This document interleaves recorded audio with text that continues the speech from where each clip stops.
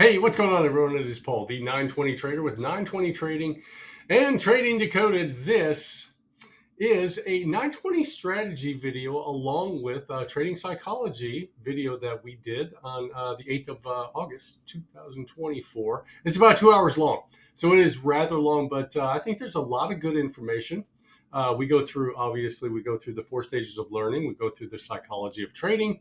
We also go through the 920 strategy itself, and then we do a Q&A at the end. So I hope you guys enjoy this video. It was an awful lot of fun doing it. So have a great evening, everybody, or have a great day. And you guys know we'll see you in the markets. I'm going to start recording right now, folks. So we are recording so we can share this thing. It is morning somewhere. So that's what we're going to do. We're going to give everybody, obviously, a few minutes to get on in here before we get going. Volume is kind of low. Well, let me turn up my gain. It could be you. I never have an issue with the volume, Diesel. Check your volume on me. Mike, Lewis, how is my volume? How does my volume sound? Asking Mike. Sounds good. Okay. Yeah, it's on your end, Diesel. Same mic, same settings that I use every single day. So, and congratulations, Rigo. Let me check your MACD. That's pretty funny. Congratulations, Rigo, on your advancement to level number 2. So we have a mostly used jar of Zycam. What's up, Pete? Good to see you. And, we're recording this, so I'll PM my address. Perfect. I think there are, let me see how many are left. There's 4. There's 4 in here, and these are the gummies. These are the Zycam gummies, so these are pretty good. They're actually pretty good. Your wife can hear me too. Perfect. Hey, what's up there, DE? Good to see you. Good to see everybody in here tonight. And again, folks, okay, so here is what we are going to be doing tonight. So the first thing that we're going to be doing tonight, let me get to my notes, because obviously you got to have notes. You got to keep a good flow. First thing we are going to be doing tonight is we're going to be talking about the 4 stages of learning. No, I never got the oil of oregano. I never got that. So again, folks, we're going to, by a show of hands, how many people have not heard about the 4 stages of learning? Anyone? Because if you haven't heard about the 4 stages of learning, this is very, very, again, if you haven't heard about it, you're going to get to stage 2 and you're going to go, oh my goodness, I've been in stage 2. I've been in stage 2 for a long time. I'm glad I'm not the only one. So again, we're going to go through the 4 stages of learning. And after that, we're going to talk about the psychology of trading. So we're going to talk about various aspects of trading, and then we're going to talk about the 920 strategy itself. Now, as far as going over all of the nuances or anything like that with the 920 strategy, there's absolutely no way to go through all of the nuances of the 920 strategy. It's just not possible. So I'm not even really going to... I'll go through quite a lot. I'll go through the different ways that we can play the 920 crossover strategy. There are basically 4 different ways that you can play it. And again, all this information is from a strategy standpoint is available on my website, 920trading.com. And I'm just going to plug that a little bit. 920trading.com. You can also sign up for my free weekly newsletter. It comes out 11 o'clock every Saturday morning. That's 11 o'clock Eastern Daylight Time, Mike. Eastern Daylight Time. Now, when we are done with the 920, what we're going to do is we're going to do a Q&A. Now, I've already got a bunch of several different questions asked, but please feel free to ask any questions that you guys would like, and that'll be fine. Okay, so let's do this. I got to share my screen so everybody can see my screen. There we go. We're going live in 5, 4, 3, 2, 1. There it is. Can everybody see my screen? That is the biggest question. What's Ruben? Man, Ruben, it is so good to see you, my friend. I got your text earlier. I gotta brag on Ruben here real quick. A lot of us, okay? Okay, very good, Diesel. Very good. Good to see you, Nelford. So Ruben is a long-term member. Been a member for a long time, and we've had some telephone conversations before. But we do something, or at least a lot of us has done this. It's called the 20 trade challenge.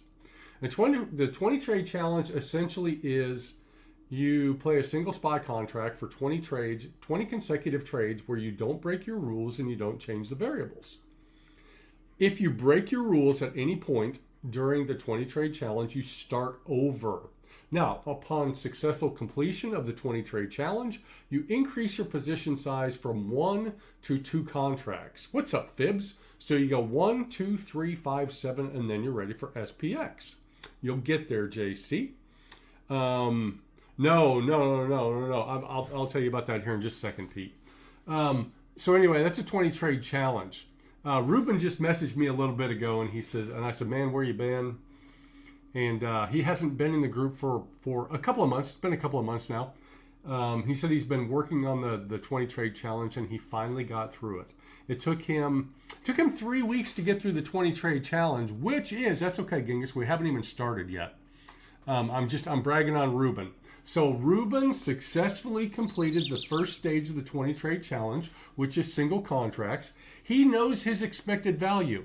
He realizes that if his edge presents itself, he knows based on his first 20 trades, he realizes the expected value of every trade. Okay, so anyway, folks, we are going to start off. Anyway, I just wanted to, are you in puts? That's pretty funny, Lewis. I just wanted to brag on Ruben because, folks, unless you've done the 20 trade challenge, that's really funny.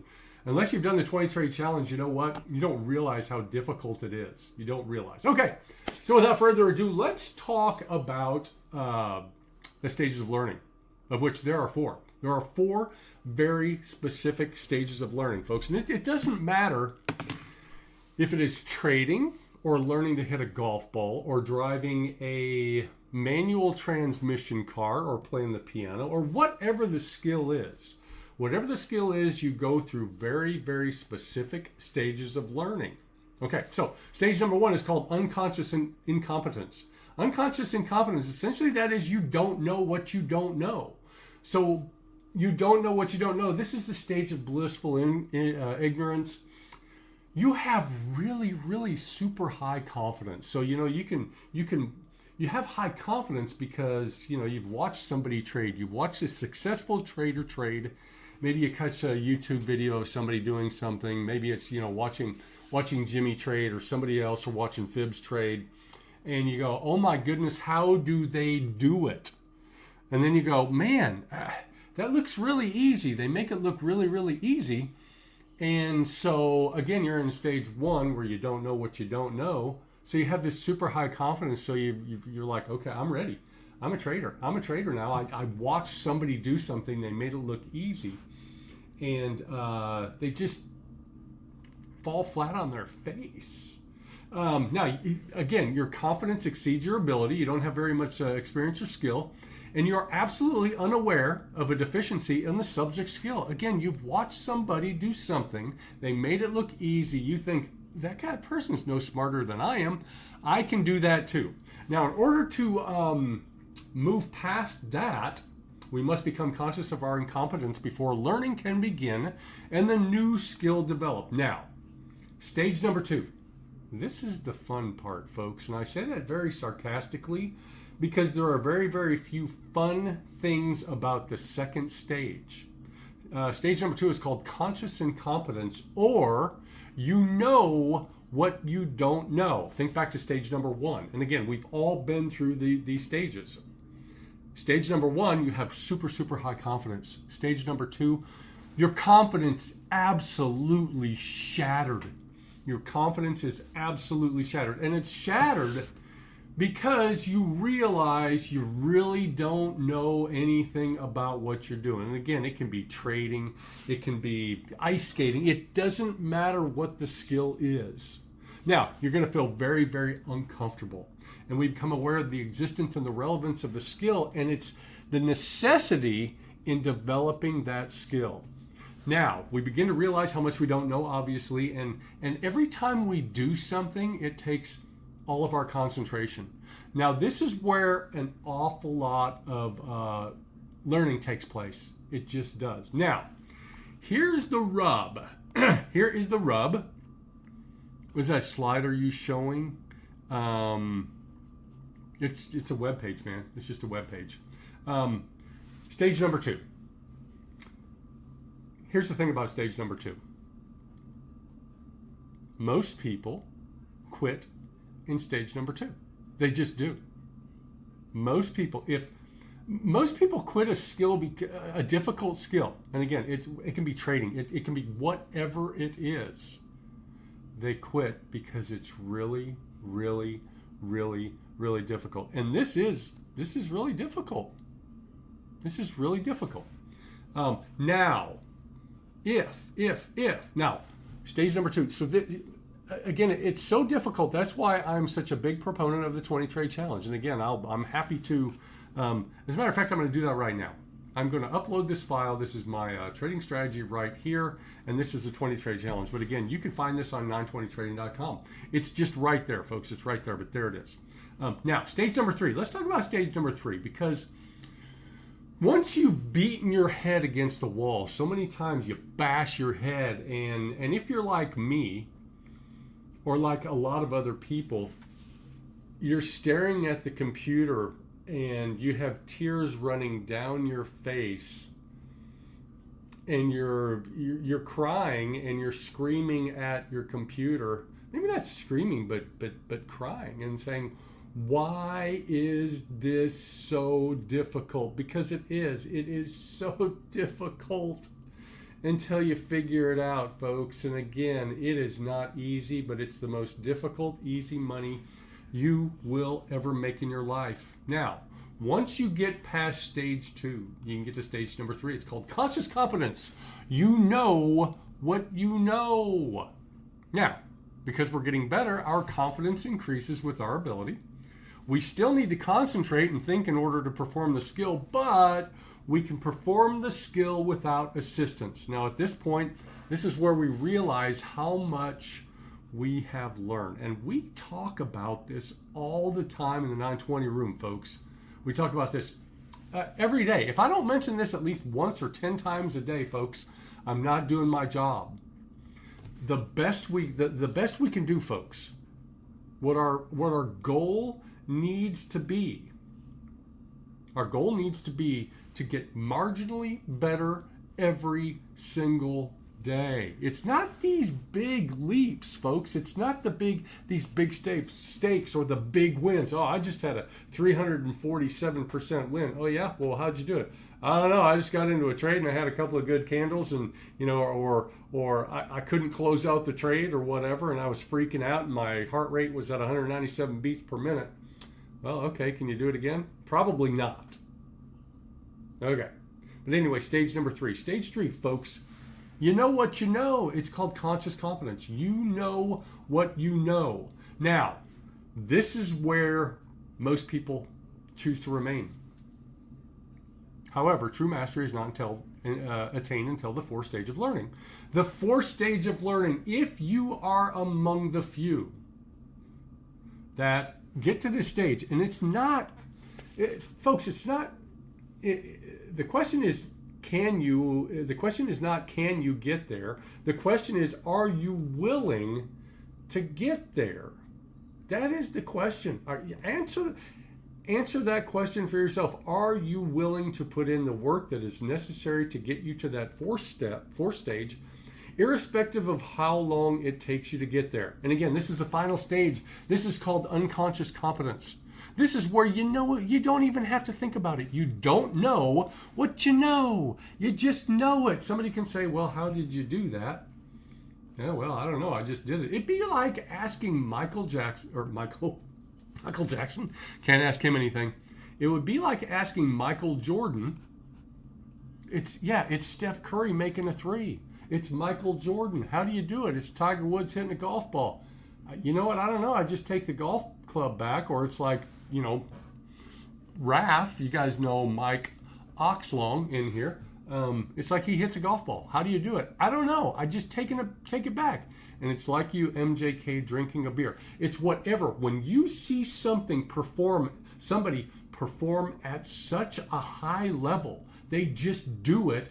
You know, you can call it muscle memory. Yes, you can call it muscle memory. But the reality is muscles have no memory. It's your brain. And you know that, but it's just it's an agreed upon thing that people call it muscle memory. Muscles have no memory. Our brain does. It's where memories are stored. Okay, so again, stage number 4. Now, I'm going to digress just a little bit. And there are 5 decisions that you guys have to make every day, and it kind of goes to the stage number, the different stages of learning. And these are the stages that these are the decisions you have to make every single day of your life, folks. Okay, you can choose to be bad at something. You can choose to be really, really bad at trading. And you know what, folks? We've all been there. And if you choose to stay there, that's on you. Now, you can choose to be average at something. And the average trader doesn't last for very long. They get stuck in stage number 2, or they play a position size that is way, way, way too large for the size account they have. Okay, the average trader is going to quit. Now, you can choose to be good at something. Again, that's the third choice. So you can be bad, you can be average, you can be good at something. Being good at something, again, let's talk about trading. Being good at trading is a decision that you have to make. Are you going to be good at trading? It takes work, folks. It takes your willingness to go through the different stages of learning and to muscle through stage number 2, because again, muscling through and stage number 2 is such a bad place, but it is such a wonderful place once you're through it, folks. You get through stage number 2, and again, there are people in this group right now, in this chat, who trade for a living. Okay? There are people in this group who trade for a living, or who could trade for a living. Okay? There just are, folks. Now, again, you can be bad, you can be average, you can be good. Now, the 4th decision that you have to make every day is you can be excellent. Being excellent at something takes a tremendous amount of work, folks. It takes a tremendous amount of work. Every single person playing in the NBA, NFL, Major League Baseball, National Hockey League, they are all excellent. They are absolutely all excellent. There's no average players playing in any of those leagues. They're mutants. They're not mutants. They're not, you know what? Yeah, maybe they were blessed because they had some athletic ability, but you know what kind of athletic ability trading takes? It takes none. Now, I said there are 5, that's 4. You can be bad, you can be average, you can be good, you can be excellent, or you can choose to be truly elite. You can choose to be truly elite at something, folks. That is your choice. Being elite at trading that's a level that most people are unwilling to get to. It's not that they're unable, folks. There's not a single person in this group right now that's in this chat or in our group in Trading Decoded that is unable to be elite. The only thing that is standing between you and that is a decision to do whatever it takes to be elite. Period. Folks, it's that precious real estate that resides between your ears. That is the only thing that is keeping you from being elite. Man, I think I'm up there on the stage, and I think I'm just getting better all the day. I think I'm getting better every day, Genghis. That is my goal. My goal is to get a little bit better every day, man. A little bit better every day. That's my goal. And if that's not your goal, folks, if you don't want to be elite, okay, great. Be excellent. That still takes more work than most people are willing to put in. But make a decision, guys. Make a decision. What are you guys going to be? What is your decision? Make that decision right now and don't look back. What's your decision? You're going to be elite, you're going to be bad, you're going to be average, good, excellent, or elite. Make that decision right now and do not, under any circumstances, look back. Whatever it takes. Now I'm going to tell a story here real quick. This is a true story, and again, I'm not going to talk about myself very much, but I'm going to talk about myself right here. You're 3 feet from gold. You absolutely are. This is a true story. This is about me. This is about me and my wife. I've been married to my wife. We got married in June of, it was 6/23/23. I can remember it because it's 23/23. We got married on a Friday afternoon. It was pretty awesome. Yeah, it was cool. Now, I had been with my wife. Nice. I'd been with my wife for 8 years. I'd been with my wife for 8 years at that point. Guys, if you ever perceive me as doing anything like flexing, please call me out on it. It is absolutely 100% not my idea at all. I'm not interested in flexing at all. Yeah, exactly, Pete. So, there was a period of about 4 years where the only thing that I did, I would, I've been self-employed for years and years, 30 years, something like that, maybe more than that, long time. And when I was done with my regular business stuff for the day, now, first thing I'd do is I'd get up at 4 o'clock in the morning. And again, it's not a flex. I'd get up at 4 o'clock in the morning. And I'd get on FinViz and I'd get on all these different scanners and I'd look for running stocks and I'd trade stocks in pre-market and then I'd play it into open. And then I'd work my regular business through the day. And then for hours and hours and hours after that, all I did was I'd look at charts. Charts. Well, where does my wife, who was my girlfriend at that time, where does she come into this? Well, and she knows this. I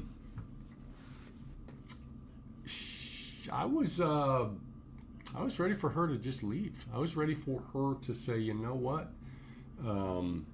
You're not taking care of me the way that I need to be taken care of. You're not spending time with me. You are just totally engrossed in what you are doing, and I need more out of you. She never, ever, ever said that. Okay? And again, it's not a flex, but what I'm saying, and I would never expect anybody to put their marriage on the line or anything like that. That's not what I'm saying. But you need such a high level of commitment from yourself to do this at a high level, folks. You have to be willing to essentially, I hate to say this, but you have to be willing to just short of letting your life kind of fall apart. And again, Phibbs has been there. I know I know where he was. I know the conversation. He told me about the conversation he had with his wife. She said, hey, enough. That's right. So yeah, Phibbs, 100%. He told me about that conversation. It's like, whoa, okay, I get it. But this is not easy, folks. It's not easy. But it's the most difficult, easy money you'll ever make in your life once. Okay, let me ask the group a question. This is a question for the group. Okay? What is the expected value? Oh, Stephanie, you are absolutely the best. What is the expected value every time you put on a play? What's the expected value every time you push the button for calls? What's the expected value every time you push the button for puts? What is it? What is your expected value? Do you know what your expected value is? That's a big range, 10 to 15%. So what you're saying, Galen, what you're saying is every time you push that button, you are going to make 10 to 15%, correct? And again, I'm not calling you out, I'm just saying that's a pretty big range. That's your goal. But we're not talking about your goal. We are talking about your expected value. There is an expected value. Just pray it works, yeah. Okay, so here's how okay. All right, if I gave you guys a quarter, and we're going to go off the assumption that for every 10 times, SPY move is 70 cents per win. Look at that. See, Ruben knows. 6 to 10%. Quit shooting for something. Quit shooting for something. You got to know what it is. If I gave you guys a quarter, and every time for every 10 times you flip the quarter, it was going to end up heads. So every 10 times you flip the quarter, 7 are heads, 3 are tails. Now, every time you get a heads, I give you $1. Every time you get a tails, you give me $1. Okay, so 10 flips of the coin, 7 heads, 3 tails. So every time you flip that quarter, there's an expected value. What is the expected value? Every time. It's 40 cents. It's 40 cents. Would you ever in your life stop flipping that quarter? Ever? You would never. Guys, that's what trading's all about. Trading's all about the expected value. Trading's all about probabilities. You got to know exactly, and you can't figure that out over 1 trade or 2 trades or 20. You got to figure that out over a period of time. 20 will start you, and then you go to 40, 60, 80, 100. By the time you get to 1,000, you should have a really, really good understanding. It's absolutely going to be different for everybody because everybody doesn't trade the same strategy. So again, there's going to be expected value every time you flip that coin, or every time you push the button. Folks, there is an expected value, and you have to know what that is in order to be successful with this. You have to. If you're just saying, well, I'd like to make 10% or I'd like to make 15%, okay, great. I'd like my face on Mount Rushmore. It's not going to happen. He is, Rigo, he is. Again, folks, you have to know. That gives you the confidence to pull the trigger. It gives you the confidence to pull the trigger. If you don't know that, if you're flying blind, if you don't have a specific strategy that you can count on, and that's why we're here tonight, 9:20, if you don't have a specific strategy that you can count on every single time, then you're not going to know what your expected value is. He's using EMAs, I use SMAs. Okay, so we talked about the stages of learning. Let's talk about the psychology of trading, if we can. What's up, Cirrus? Man, good to see you, Cirrus. We're doing great, doing great. Okay, so the psychology of trading, folks. Here it is. This is really simple. Anyone can learn to read the charts and develop a trading strategy. The most important part of the plan, any strategy, is execution. Execution is nothing more than entering and exiting when the market gives you a signal to get into or out of your trade. That's all it is, folks. The market said this. Okay, that gives me a sign. Okay, I'm getting in here. I'm getting out here. I'm getting out here. Until you execute your trades without trading errors, without trading errors, you have no business increasing your position size.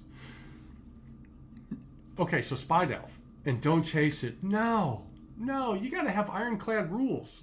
Ironclad rules. So the expected value is the average of the number of trades. It is, yeah, so you take your winners, you take your losers, you add them all up, and you figure out over a number of trades how much it is. That's all it is, man. And so that way you can say, okay, my expected value is 22.5%. So every time I put a dollar on the table, I know I'm going to make 22.5 cents. Don't ask me how I know, folks. You got to track everything. Now, based on your specific trading plan or edge, do not put on a trade until the market gives you a signal to put on a trade.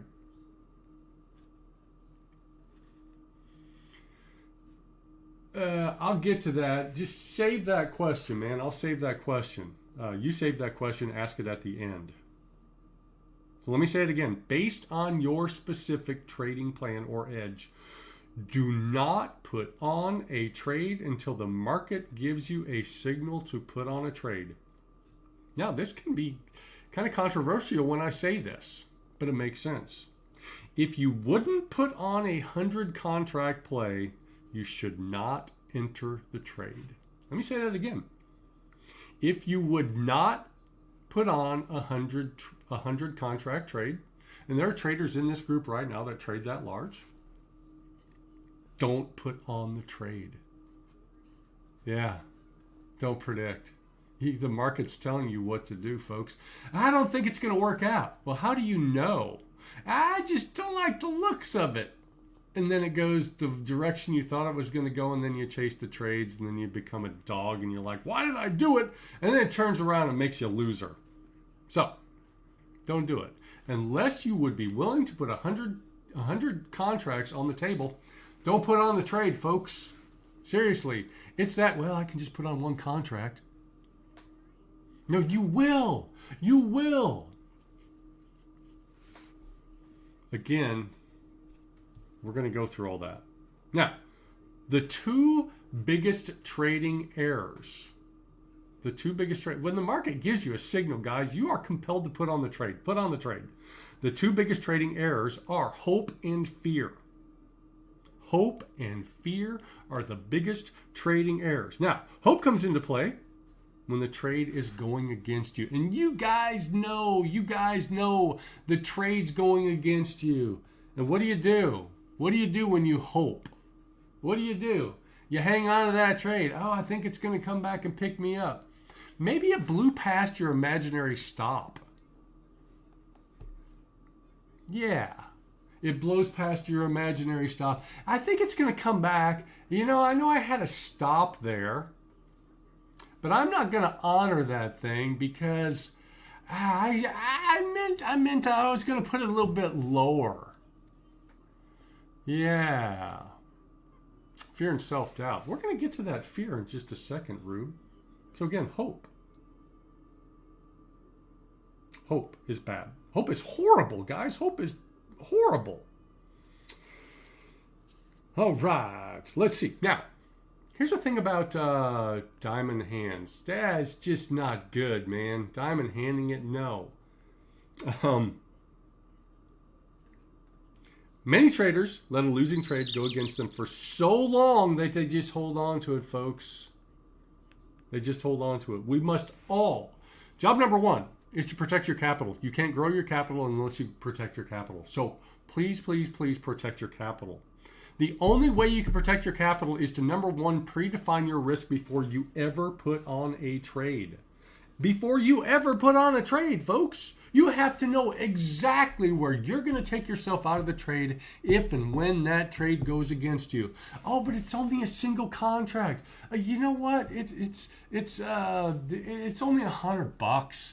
It's okay. My account's big enough. That's fine. You rationalize. It's fine. I have a theory. And it's a thesis, actually. My thesis says, yeah, it's down 80%, but I know I got really, really good support down there, and it's going to hit that support. And then I'll only be down 96% on this trade, but it's going to come back, and I know it's an hour before close, but it's going to come back, and when it does, it's going to make me a big-time winner. Yeah. Yeah. You can look at it and know where your cut level is right away. My goodness, you better know where your cut level is. You better know before you put on that trade. And that's called predefining your risk. You must predefine your risk.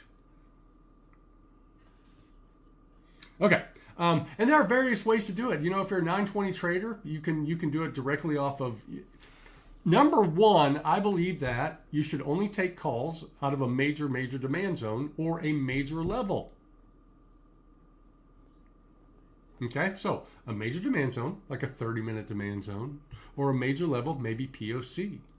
So take it directly out of those levels, folks. That's how you predefine your risk. Well, okay, I'm 15 cents above this level right now. If it comes down and it breaches this level back to the downside, I take myself out of the trade. Well, what if it reconfirms? Well, then you can put the trade back on again, but you don't let it blow past your stop ever.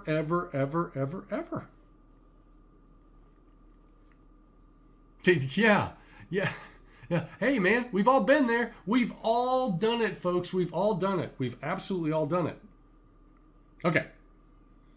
And again, folks, it doesn't matter what the strategy is. It can be, you're playing support resistance, you're playing 920, you're playing Keltner channels, you're playing Fibonacci retracements, whatever it is, folks, predefine your risk.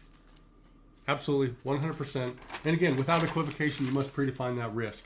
Now, hope. That's so bad. Hope is so bad. Again, but the other side to hope, and in my opinion, this is much worse, folks. It's much worse. Is fear. It is fear. It's fear. It's fear because we've had those losing trades, and those every time you take that loss because you didn't predefine your risk, you got that in the back of your head, and that little voice in the back of your head is fear. And you know what fear is telling you to do? Fear is telling you to take profits. Oh, I got such a good entry.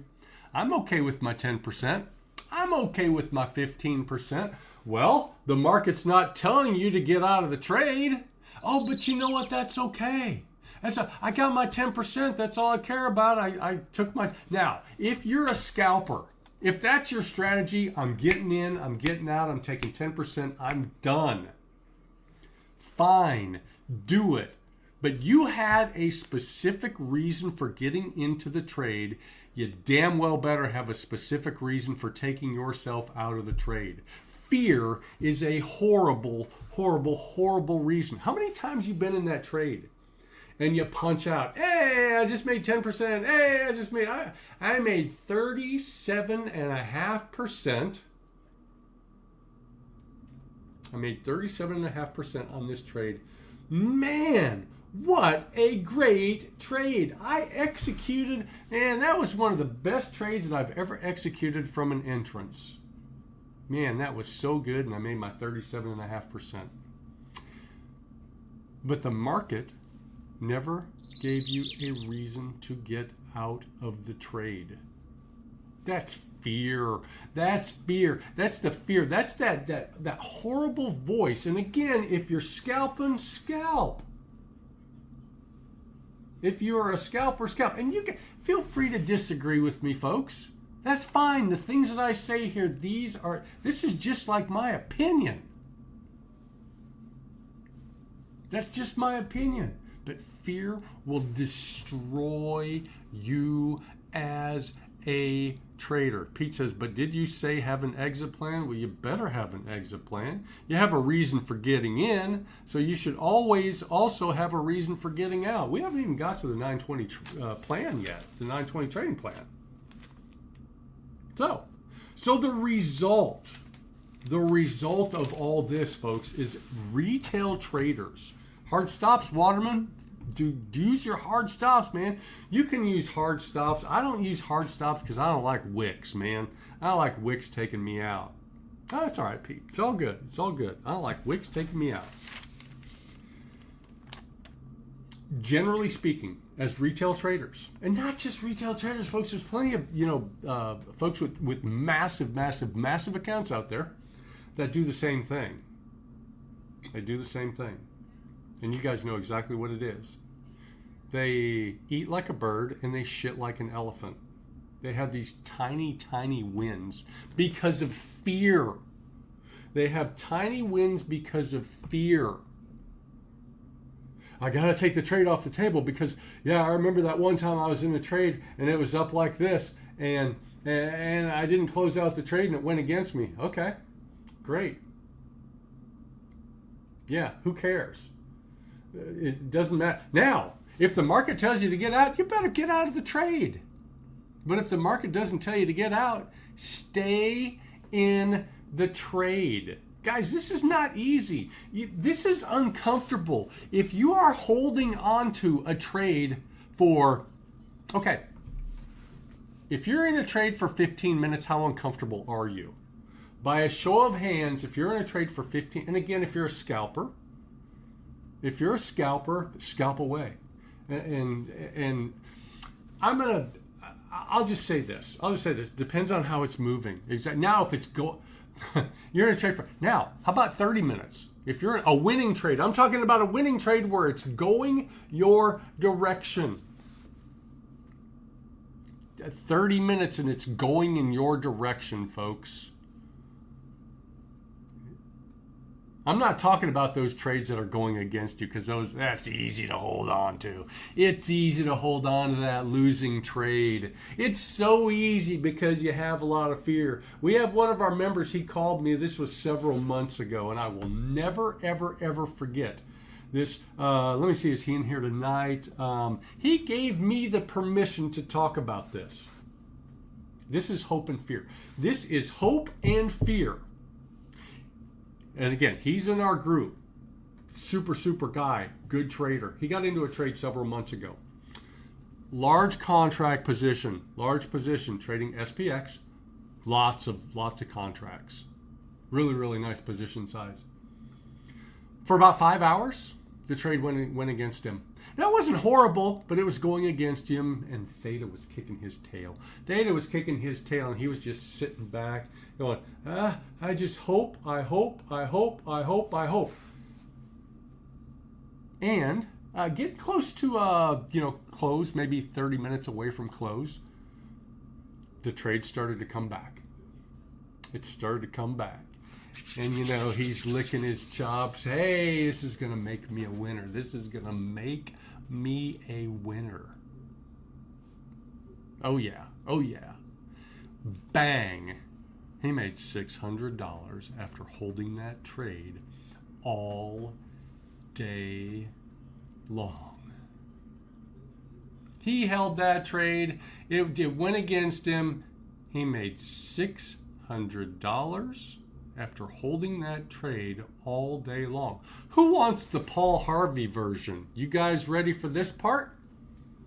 Because as soon as he turned green on that trade, fear kicked in. Hope was strong, but fear is so much stronger than hope, folks. So what's the rest of the story? You guys ready for the rest of the story? I'm going to need somebody to say yes, because buckle up. You're getting ready to get it. Okay. Had he held that trade for 5 or 6 minutes longer, 5 or 6, maybe 7, less than 10, how much he put in his pocket? How much? And again, he trades a big position size. But remember, fear. How much? Again, it was $50,000. $50,000. He called me that night. That's how strong hope is, but fear is 10 times stronger than hope, guys. And you guys know that that's true because you're consistent. I'm not saying you. This is the ubiquitous you for the trading universe out there that they eat like a bird and shit like an elephant. Small wins. Hey, I'm okay with my 10%, but you let that you let that loser go.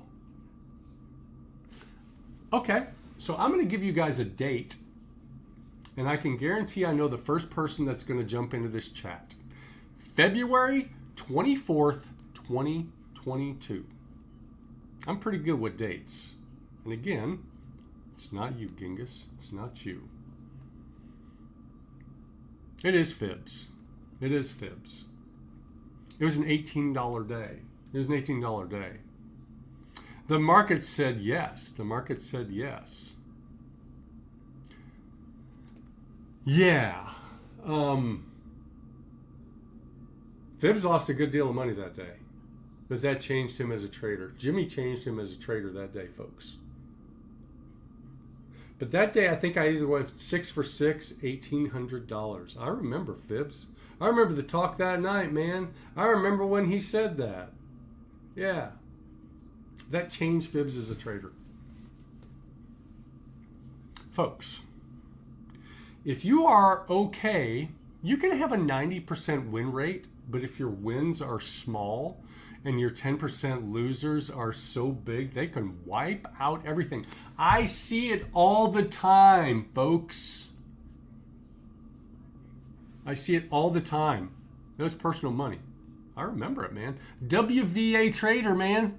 WVA. That was the wild, wild west when we did the morning show. We did the morning show. It was me and Fibs, and it was Bobby. Bobby was in here. And it was Carlos. And it was a bunch of other folks, guys. And it was Wild West. We'd all get on there at the same time, and it was awesome. But we were in stage 1, stage 2, folks. We were just trying to figure this out. Wash the face. Carlos, you have to wash your face before you trade. Nelford was there. Nelford, I remember. It's a wild, wild west. But folks, I hear this every day.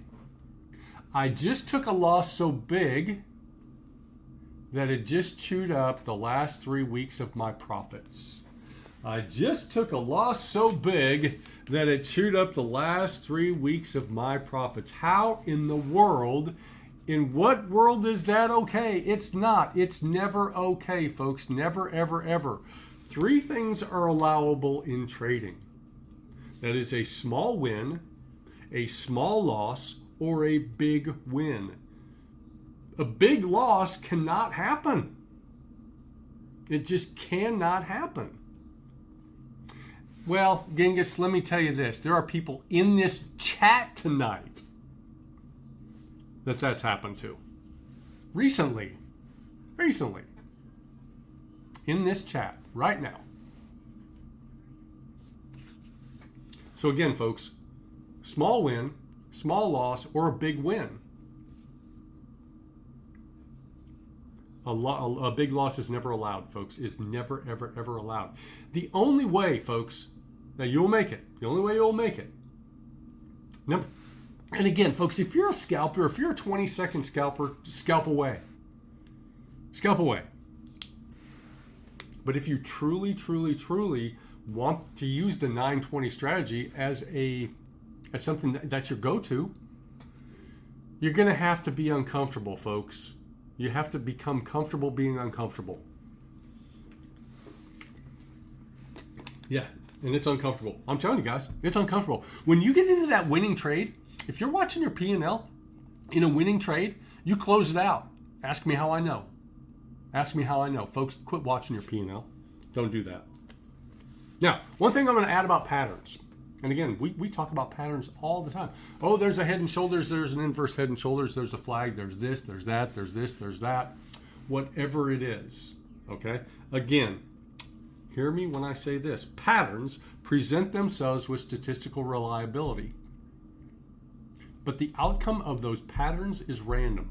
So patterns present themselves with statistical reliability, but the outcome is random. Your expected win rate on 163 trades is 46.63%. And for every win, I think you said it was 79 cents. And for every loss, I think you said it was 22 cents. Is that correct? So you can do the math. So your win rate is 46.63%. What is your expected value every time? It's so easy to figure out. Your expected value every time you pull the trigger. You can figure that one out. That's simple math. A little bit less than that probably because his win rate's under 50%. But it's really, really close to that, Pete. It's so close to that. It is so close. All right. Let's see here. Now,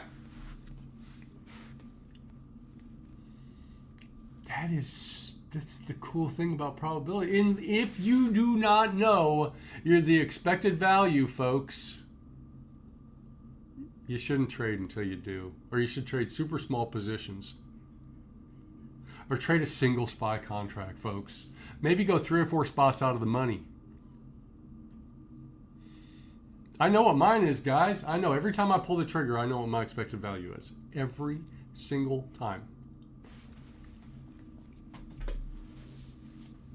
Rubens is really, really good. That's over 20 trades. And it's going to change. It's the law of large numbers, folks.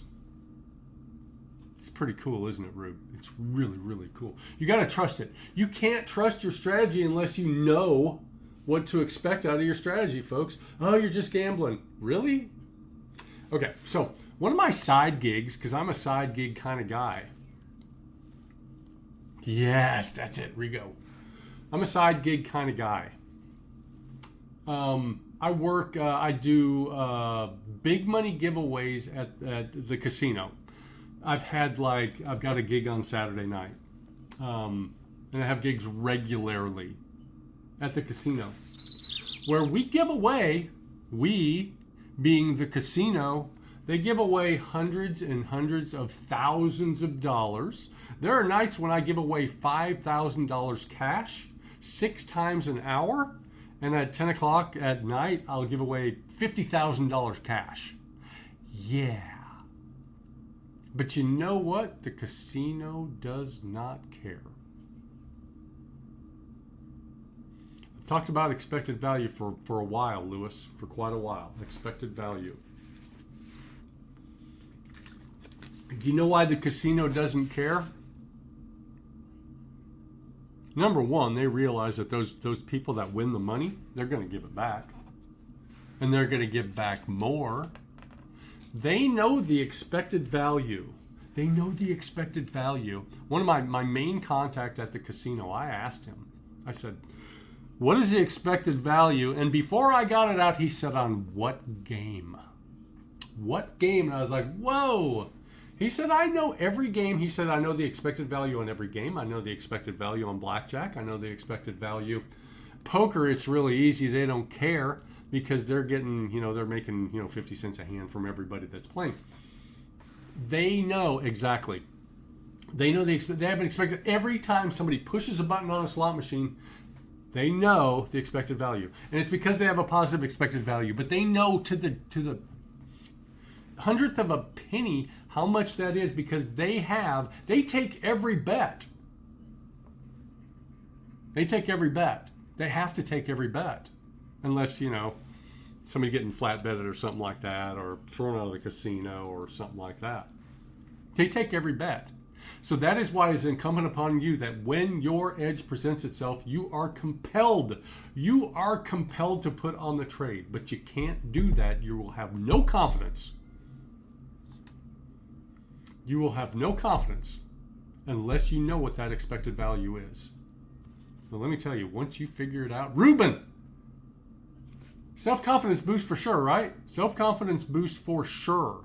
I do not hold the cash. No, I do not. No. But I'm the only one that walks out of the casino making guaranteed money. And they pay me really good money to do that crap.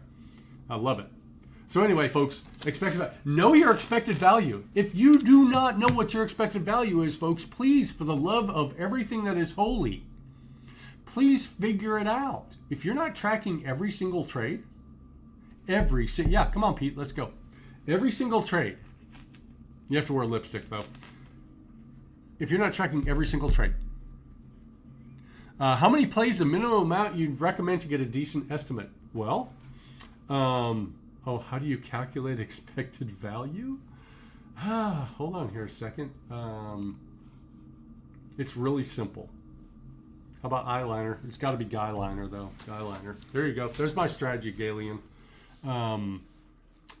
It's trades over time. And again, folks, it's the 20 trade challenge. Please, please, please, if you have not done the 20 trade challenge, please start the 20 trade challenge. If you make a mistake or if you break your rules, please start. Okay, Pete, what do you mean you're out? Oh, you're out on the guy liner. Okay, I got you. All right. You're okay with the lipstick, but as soon as we talk about the guy liner, you have a line. I get it. Okay. Again, folks, 20 trade challenge. And I am so emphatic about this. Folks. So, let's say, for the sake of argument, you do the 20 trade challenge. It doesn't matter how long it takes you to get there, folks. It doesn't matter. It can take you a week, a month, 6 months, or a year. It does not matter how long it takes you to get there. Because once you get there, you're going to move to 2, then you're going to move to 3, and you're going to do the same thing every time you move up. So over time, you got a 20 trade set, 20 trade set, 20 trade set. You're going to be stacking these things on top of each other, so you're going to figure out what your expected value is over time. And again, it's going to be the law of large numbers. So you're just going to dial it in to when you have, let's say, 500 or 1,000 trades. You know, Phibbs knows how much his is. He knows how much it is. And he takes those trades without fear, without hesitation. And there are other people in this group that do the same. No fear, no hesitation. Again, folks, when your edge presents itself, you are compelled to put on the trade. Okay. I need a little water. So there's not a minimum amount, Galian, other than please do the 20 trade challenge. Please start over. We had one of our members yesterday. He was trading, I think, he was trading 10 SPX maybe? Fairly new trader. So, yeah. Expected, okay, you can figure it either way. You can figure out either way. Expected value of the contract or the SPY movement is a much, much better way to gauge it, Genghis. It's a much better way to gauge it. And over time, you'll be able to figure out the expected value of the move itself and how much you made. Yep. Lots of variables. Lots of variables. But I can tell you this. With Ruben, his is, okay, it's 79 cents in SPY dollars in his favor. 79 cents and 22 against him. That's what it is. That's what the number is, folks. It's absolutely what the number is. Okay. All right, so let us just go through this. We'll go through the trading process. Okay. Can everybody see the screen? Curious when the stage 2 comment is an issue after the losses. How do you overcome that? JC, you overcome that by having a strategy that you know you can rely on. So what you might have to do is take a position size that's 3 or 4 spots out of the money. I know. A new trader should not be trading SPX, whether it's 1 or 10. So, again, there's a lot of people have scar tissue. Scar tissue is a real thing with trading, folks. Scar tissue and that's a hard thing to get rid of. So that's why I say move several spots out of the money. When it goes in your favor, you're not going to make much. But who cares? Because we cannot be seduced by the results of the trade, folks. But you've gotten rid of a lot of it, Genghis. You just got to keep on going. And you know the next thing I'm going to tell you to do. I don't even need to tell you to do it, but you already know what I'm going to tell you to do. Please, for the love of everything holy, do it. All right. Take a walk. No, he knows. It's not that. Scares all over me. So, trade 3 or 4 spots out of the money, folks. If you have that much scar tissue, and a lot of people do. So, Jim, if you have that much scar tissue, trade 3 or 4 spots out of the money and do not, scars, I got you. Do not get seduced by the results of the trade, but be committed to the process, for it is in the process. That's where the magic happens, folks. The process, that's where the folks, you can have that, 3 or 4 trades, I may, think about those people who bought let's say like Alphabet Calls, and they had good earnings, and they made $300,000. I'm a trader now. You're not. You made a trade, but you're not a trader. They don't know. They don't know. But again, small position sizes, go several spots out of the money. 20 trade challenge. If you break your rules, start over. What's up, Big Bass? Good to see you, my Minnesota friend. Always good to see you, my friend. And I know you're typing real quick, so I will wait just a second. Give me a chance to get a little bit more water.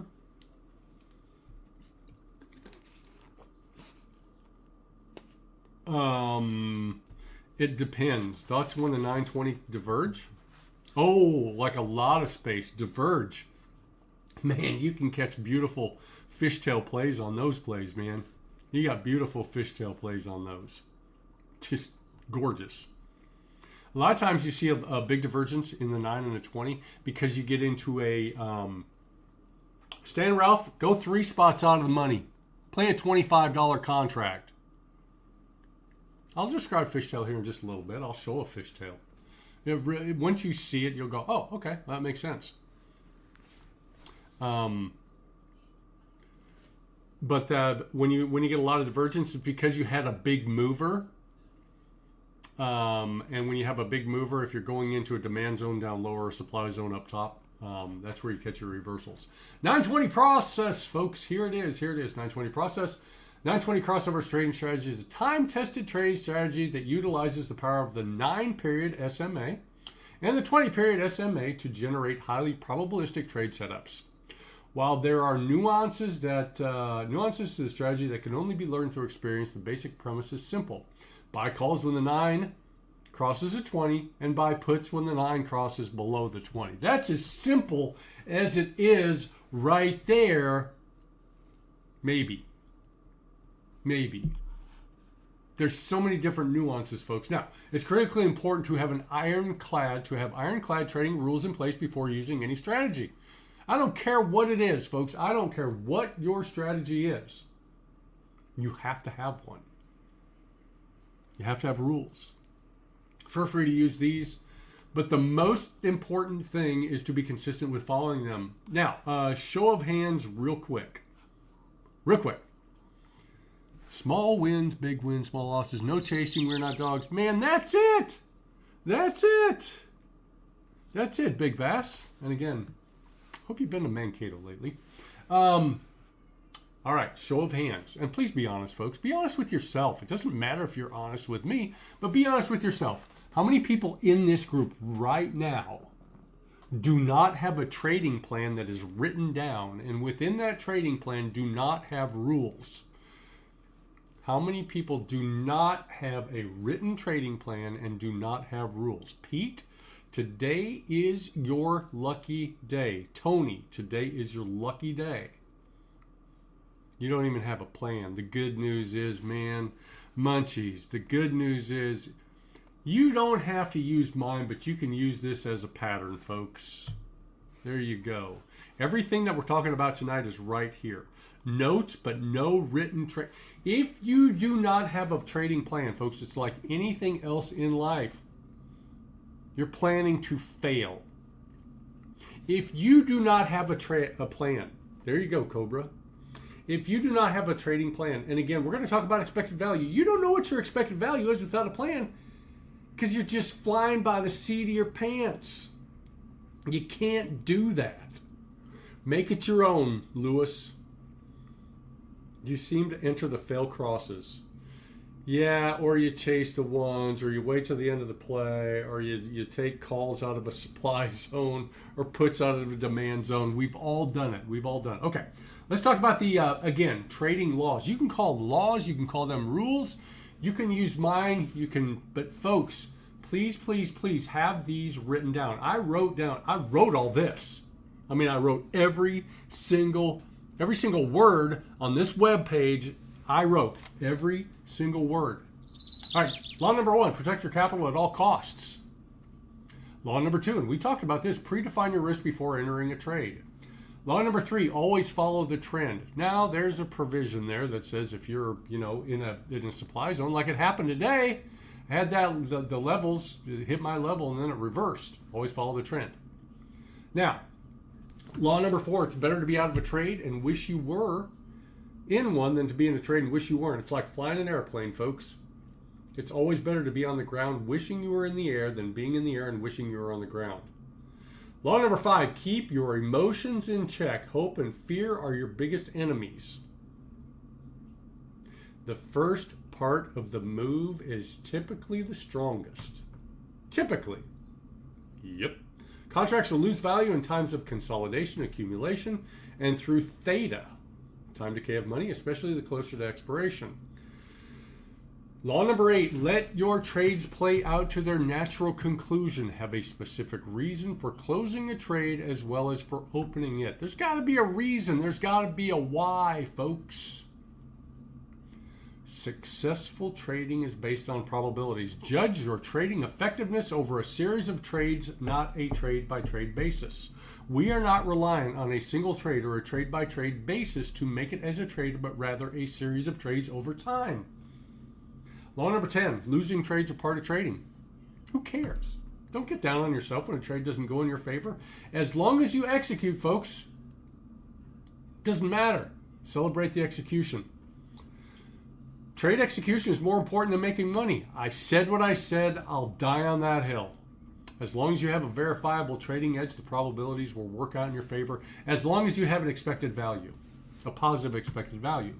Law number 12, do your best to trade with a carefree attitude. Trading is a marathon, not a sprint. I've had so many people ask me after I take a loss, man, you don't care about it. No, I don't care about it. How do you just play it off? Well, because I realize that I'm not relying on a single trade. If I lose whatever money I lose on a single trade, I don't care. It doesn't matter to me. I do not care. Law number 13, trust the process. Fall in love with the process, as it is the process that will ultimately determine your success or failure. I'm going to read that one again. Trust the process. Fall in love with the process, as it is the process that will ultimately determine your success or failure. If you do not have a written plan, you do not have a process. There is nothing to fall in love with. Please have a written trading plan. That's the homework for this weekend, folks.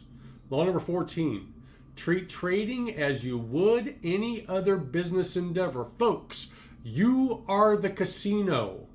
You are not the person walking into the casino. You are the casino. Law number 15, only trade A-plus setups and don't chase trades, folks. If you miss the move, wait for the setup. Law number 16. Now, here's the thing. Every now and again, you can chase a move and you'll do fine. Woohoo! Wait for your setup. If you miss it, wait.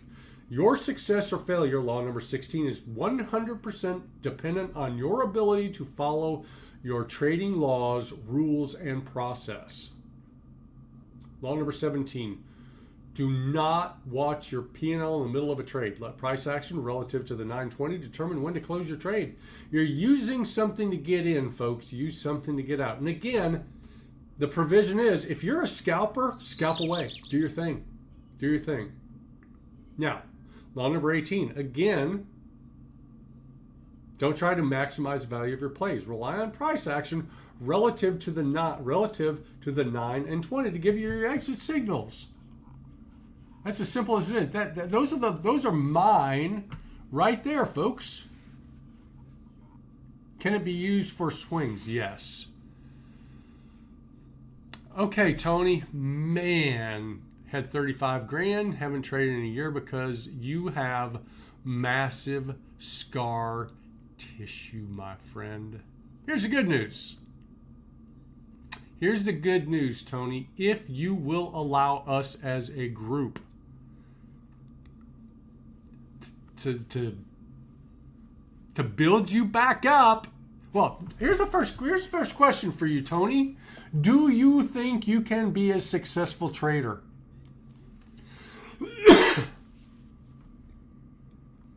Oh man, Do you think you can be a successful trader? Man, I feel your pain. Because so many people in this group have been there. That's why I'm still here. Perfect. Perfect, perfect, perfect.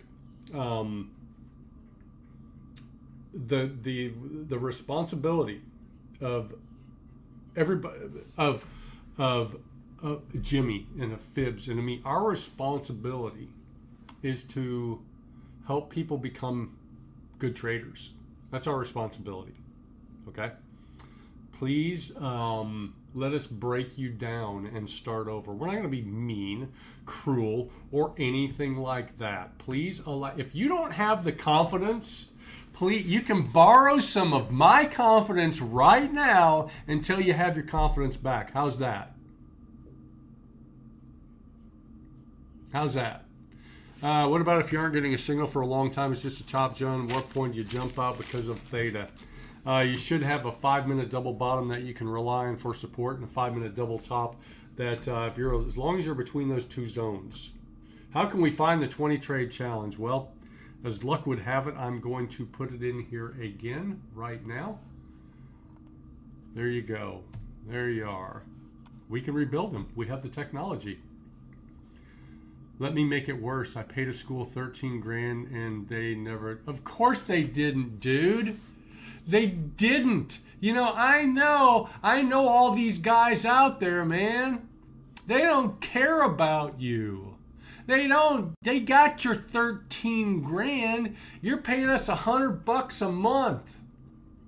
Dude, if you were here for 10 years, you wouldn't have paid. You'd have paid a little bit less than that.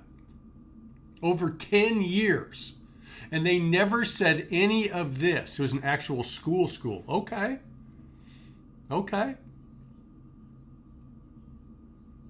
Gotcha. But they don't. They schools, they live in the theoretical. We do not live in the theoretical world, folks. There are so many really, really good, strong traders in here, and I always go to Fibs, man, and I always go to Jimmy. And there are so many really, really good traders in here, in this group. Yeah. So, job number 1, be nice to yourself, okay? Be nice to yourself. All right. Okay, let's get back to the trading process detail. Trading process starts in pre-market. Okay? If you guys are in the 920 room every day, you guys realize how I set my levels. I set pre-market high, I set pre-market low. That's the first thing I do. I draw a horizontal line on pre-market high, horizontal line on pre-market low. Now, then I look for I need to change this because I'm not looking for 5-minute double tops and double bottoms anymore. I'm looking for 30-minute demand zones down low. So that's going to be a 30-minute double bottom down below. I'll stair step on 15 if they're too far apart. And again, these are nuances that you just pick up over time, folks. Start small. But let me say this here real quick. Let me say this real quick before I go on. Every single trader, every single retail trader will at one point in their trading career trade small position sizes. Now, the smart traders do it early in their trading career. Traders who have been beaten up and they've lost the majority of their accounts, I'm not going to say not so smart traders, I'm not saying that at all. But everybody will trade small position sizes. Some will do it early, some will do it late because they have to do it because they've blown up their account, or account after account after account after account. Okay, anyway. All right, so, and again, I'm looking at 30 minutes. So pre-market levels, I'm looking at possible ranges outside of pre-market. I do this by looking at previous 30-minute double tops and double bottoms. Also good areas of potential. So you know what? I'm going to show you guys, obviously. I want light bulbs to be going off after we talk about the trading process. Okay. Again, pre-market levels right here. Pre-market, watching the trend, yada, yada, yada. Let's see what we can do. And these are just pictures in here, folks. These are just pictures. And again, this is my webpage, 920trading.com. You can go there. Trading steps, here we go. There are several different steps within the overall 920 strategy, folks. Conservative, aggressive, more aggressive, and the double cross calls long conservative strategy. The 9 SMA must cross over to the upside of 20 SMA. Okay, simple. After the 9 crosses over the 20 to the upside, we're going to wait for that first green candle to close after the cross. Once the first candle closes above the 9 and the 20, we put on the play. Pay close attention to what the candles are doing relative to the 9 and 20. The levels that we have set in pre-market become targets. The 9 is used for support on the way to the targets, folks. We trust the 9 to take us to our target. If we get to our initial target with relative ease and a candle closes above our target, we use that level as support until the 9 catches up. It's really simple. It's support. Our target is support. Once the 9 breaches that level to the upside, we once again use that as support to our next level. If we fail to make it to the next level, and once that first red candle closes below the 9, it's time to cut the trade and take profits. Here's your aggressive strategy. Strategy for opening a position is the same as a conservative strategy. The only difference is that you don't close the trade when the first red candle closes below the 9 for calls. Instead, you wait until the 9 crosses the 20 in the opposite direction of your play. So in other words, back to the downside. More aggressive. Okay. The strategy for opening a position differs from the conservative strategy in that you open the trade when a candle closes above the 9 but below the 20. This is called the fishtail play, folks. You see the fishtail, here's the 9, here's the 20. The fishtail is the space between the 9 and the 20. Does that make sense? Does that make sense, folks? It's a fishtail because sometimes it just looks like the tail of a fish. Okay, so if I say, hey, there's a fishtail play right there, how do you use it to make a play? Well, I'm going to show you. All right, this is the perfect example right here. We have a demand zone right here. Look at this.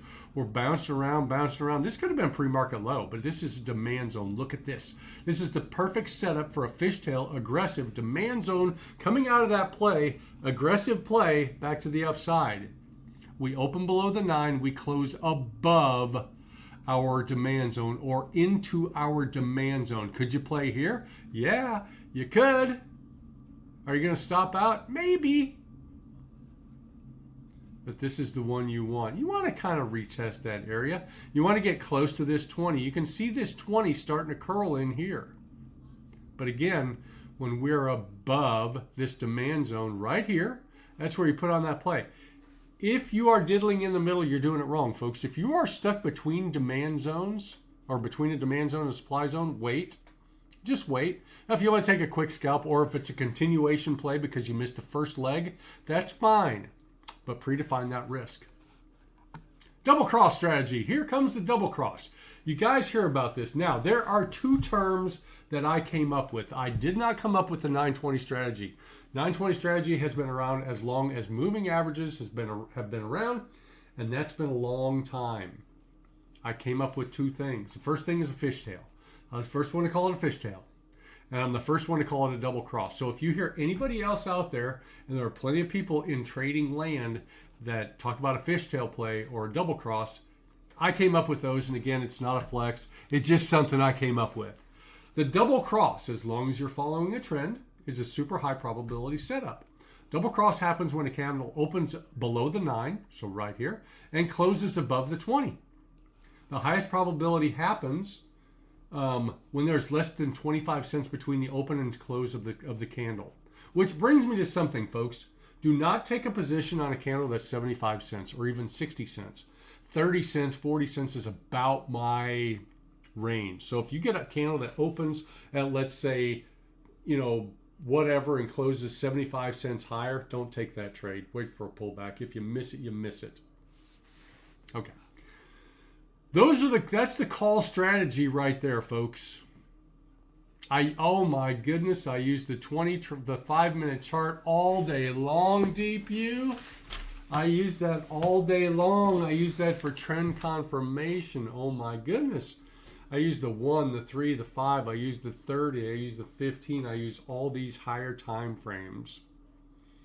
Yes. All these higher time frames. Absolutely, positively. Okay. Now, puts. What do we do on puts? Okay, the conservative strategy. The 9 SMA must cross over to the downside of the 20 SMA. It's just like calls. After the 9 crosses to the downside, right in here, you wait for that first red candle to close right here. Okay, so that's that candle right there. Okay. Now, again, levels, we've set these pre-market levels. The 9 is used as resistance down to our target, folks. Like we use it as support. We use it as support to our target. We use it as resistance to our target. Okay? Now, here's when you close out the trade from a conservative standpoint, when this first green candle closes above the 9. And you're thinking, oh my gosh, I'm giving up a lot of profit. Yes, you are. We are not trying to maximize our plays, folks. What we're trying to do is let the chart tell us when to get out. We're letting the chart tell us when to get in. Might as well let the chart tell us when to get out. Yeah, and again, it's just like it's the same thing. We use it as resistance to our level. Once we get to that level, if we breach it back to the downside, use that level as resistance, stay below that level, wait for the 9 to catch up, and then allow your 9 to take you to your next level. All right. The double cross is the candle. The double cross is the candle, Pete. Yes. You're jumping the 920 cross is what you're doing, folks. You're just jumping the cross. And again, we're going to do a Q&A when we are done with everything, folks. So if you have, just write down your questions, and we will do a Q&A. All right.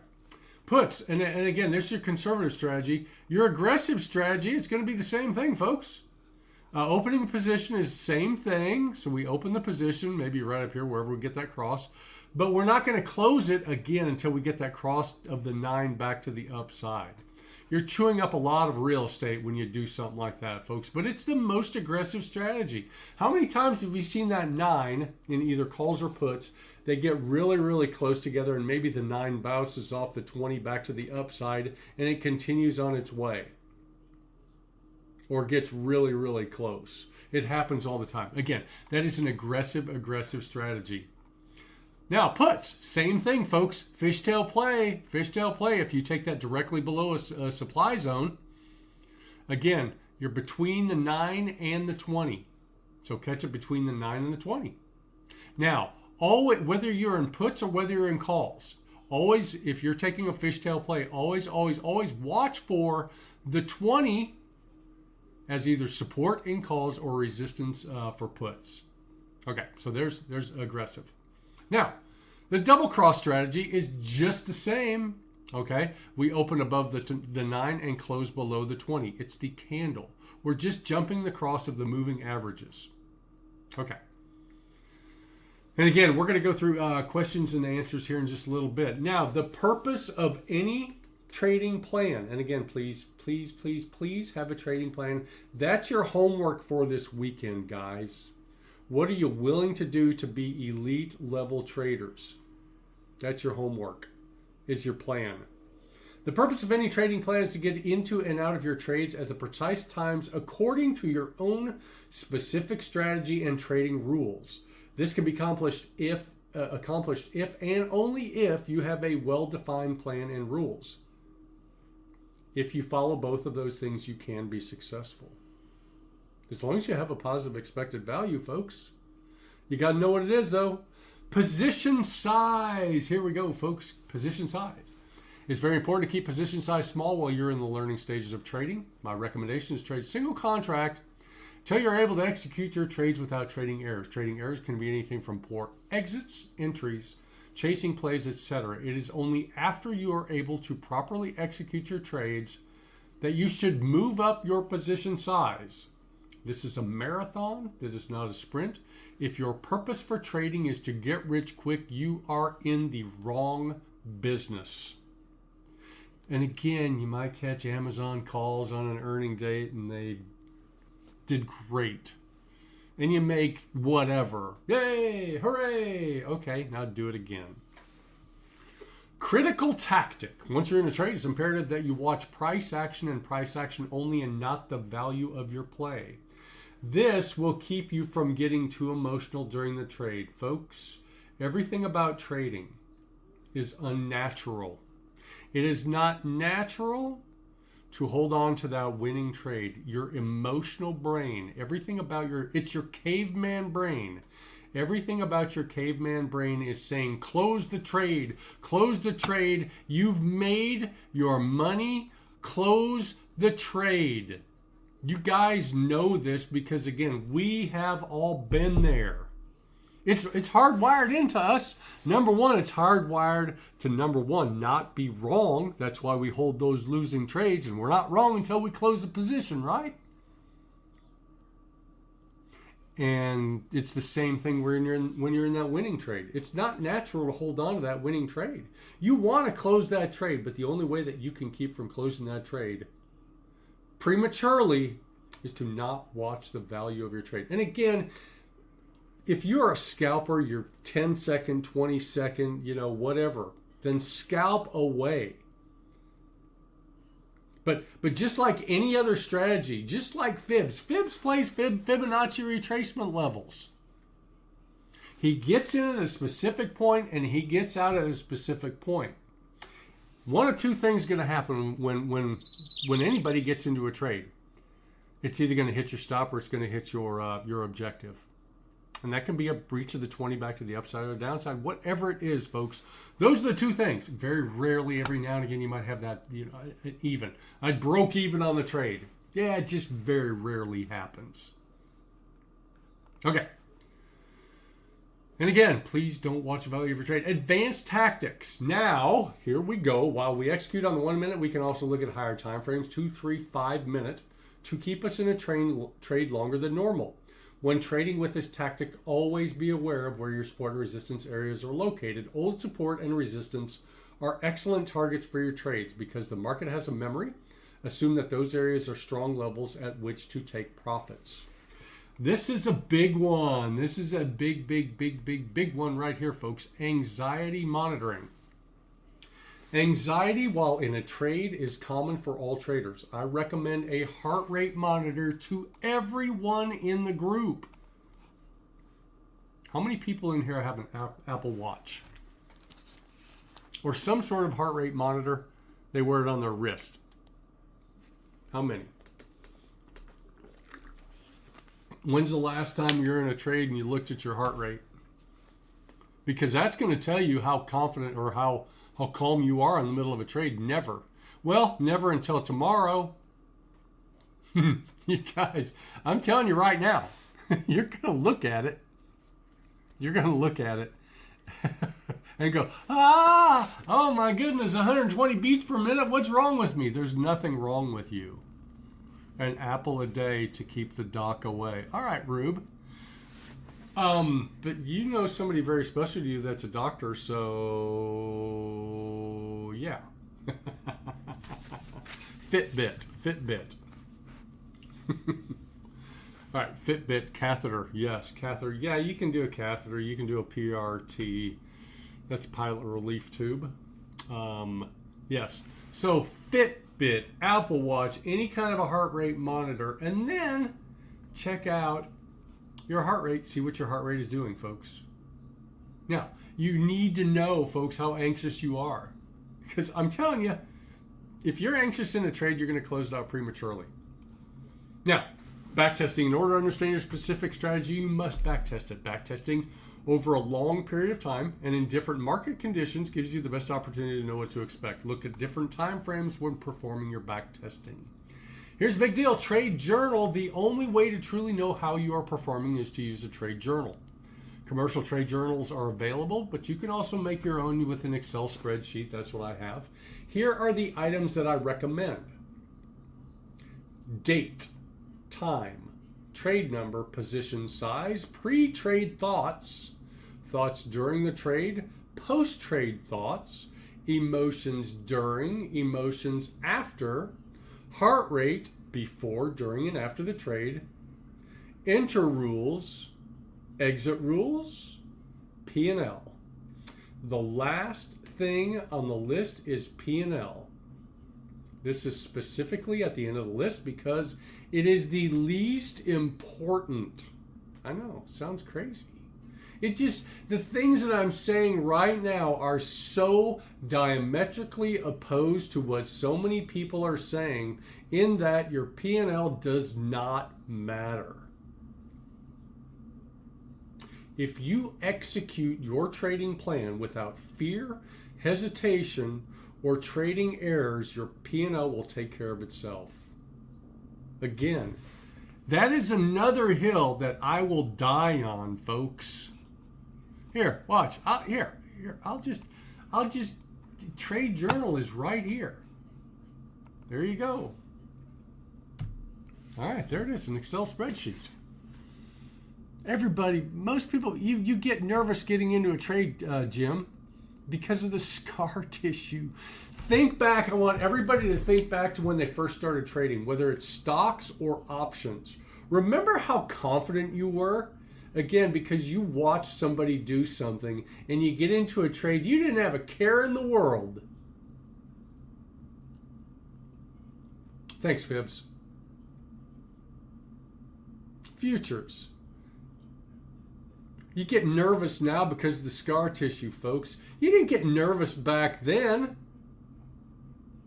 What is the trade number? It's the number. It's like trade 001, trade 002, trade 003. Yes. Yeah. And then if you screw up, you start over, man.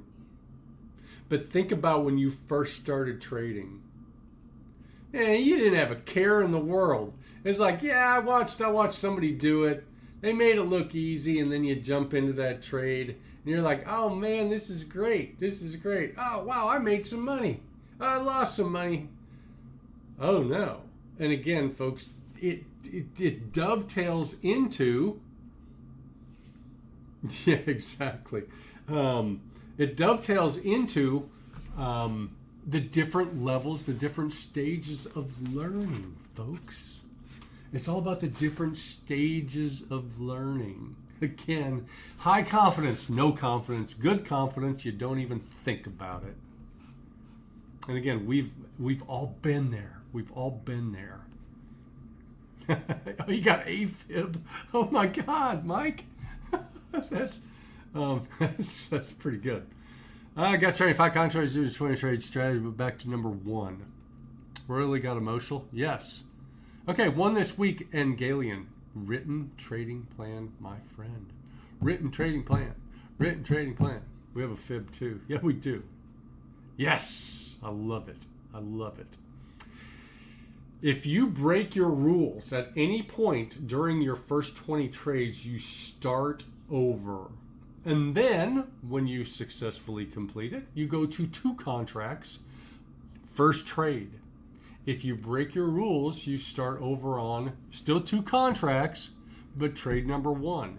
And then you go to 3 contracts, 20 trades, break your rules, start over. When you do 3, after you do 3, you go to 5. You do 5, you break your rules, you go back to number 1 with 5 contracts. And then you go to 7. And you're really cranking when you're up to 7, folks. Yeah.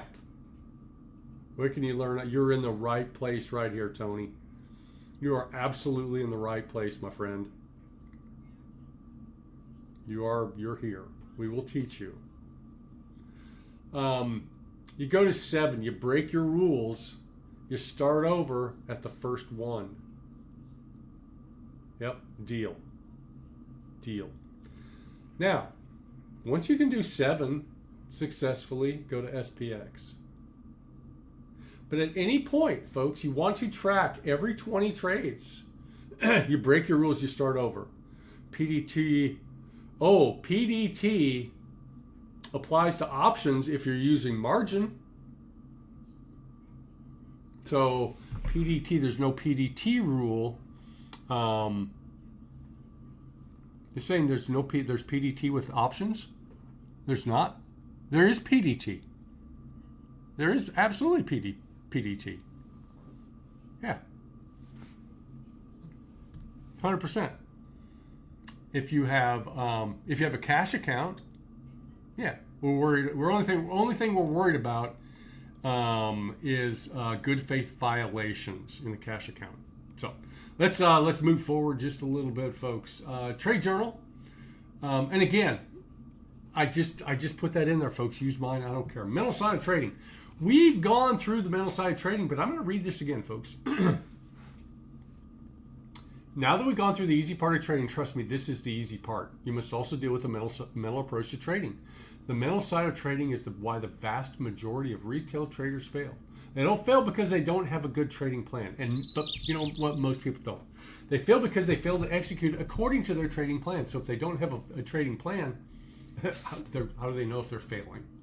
66. Oh, man. All right. I'm going to ask this real quick.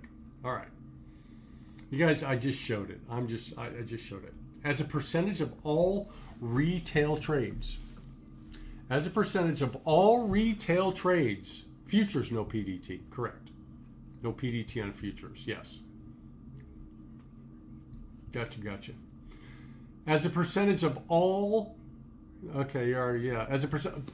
Maybe.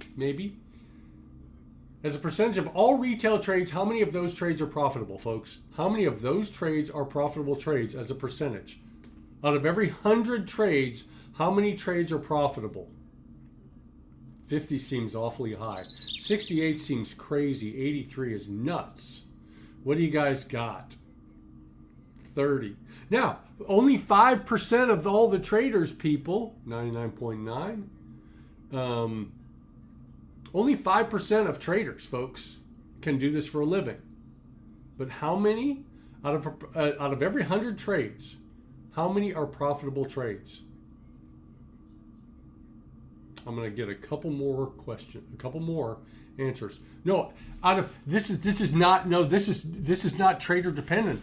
This is like there were 12 million trades. They looked at 12 million trades. And there's a specific percentage that were winning trades. Now, again, folks, only 5% of all traders can make money trading. No, I'm just saying they looked at 12 million retail trades. How many were profitable trades?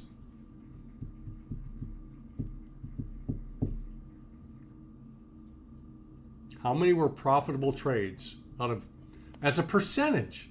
And again, 5% of all people can make a living trading.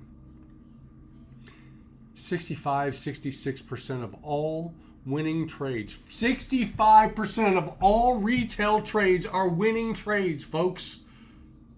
Let that sink in.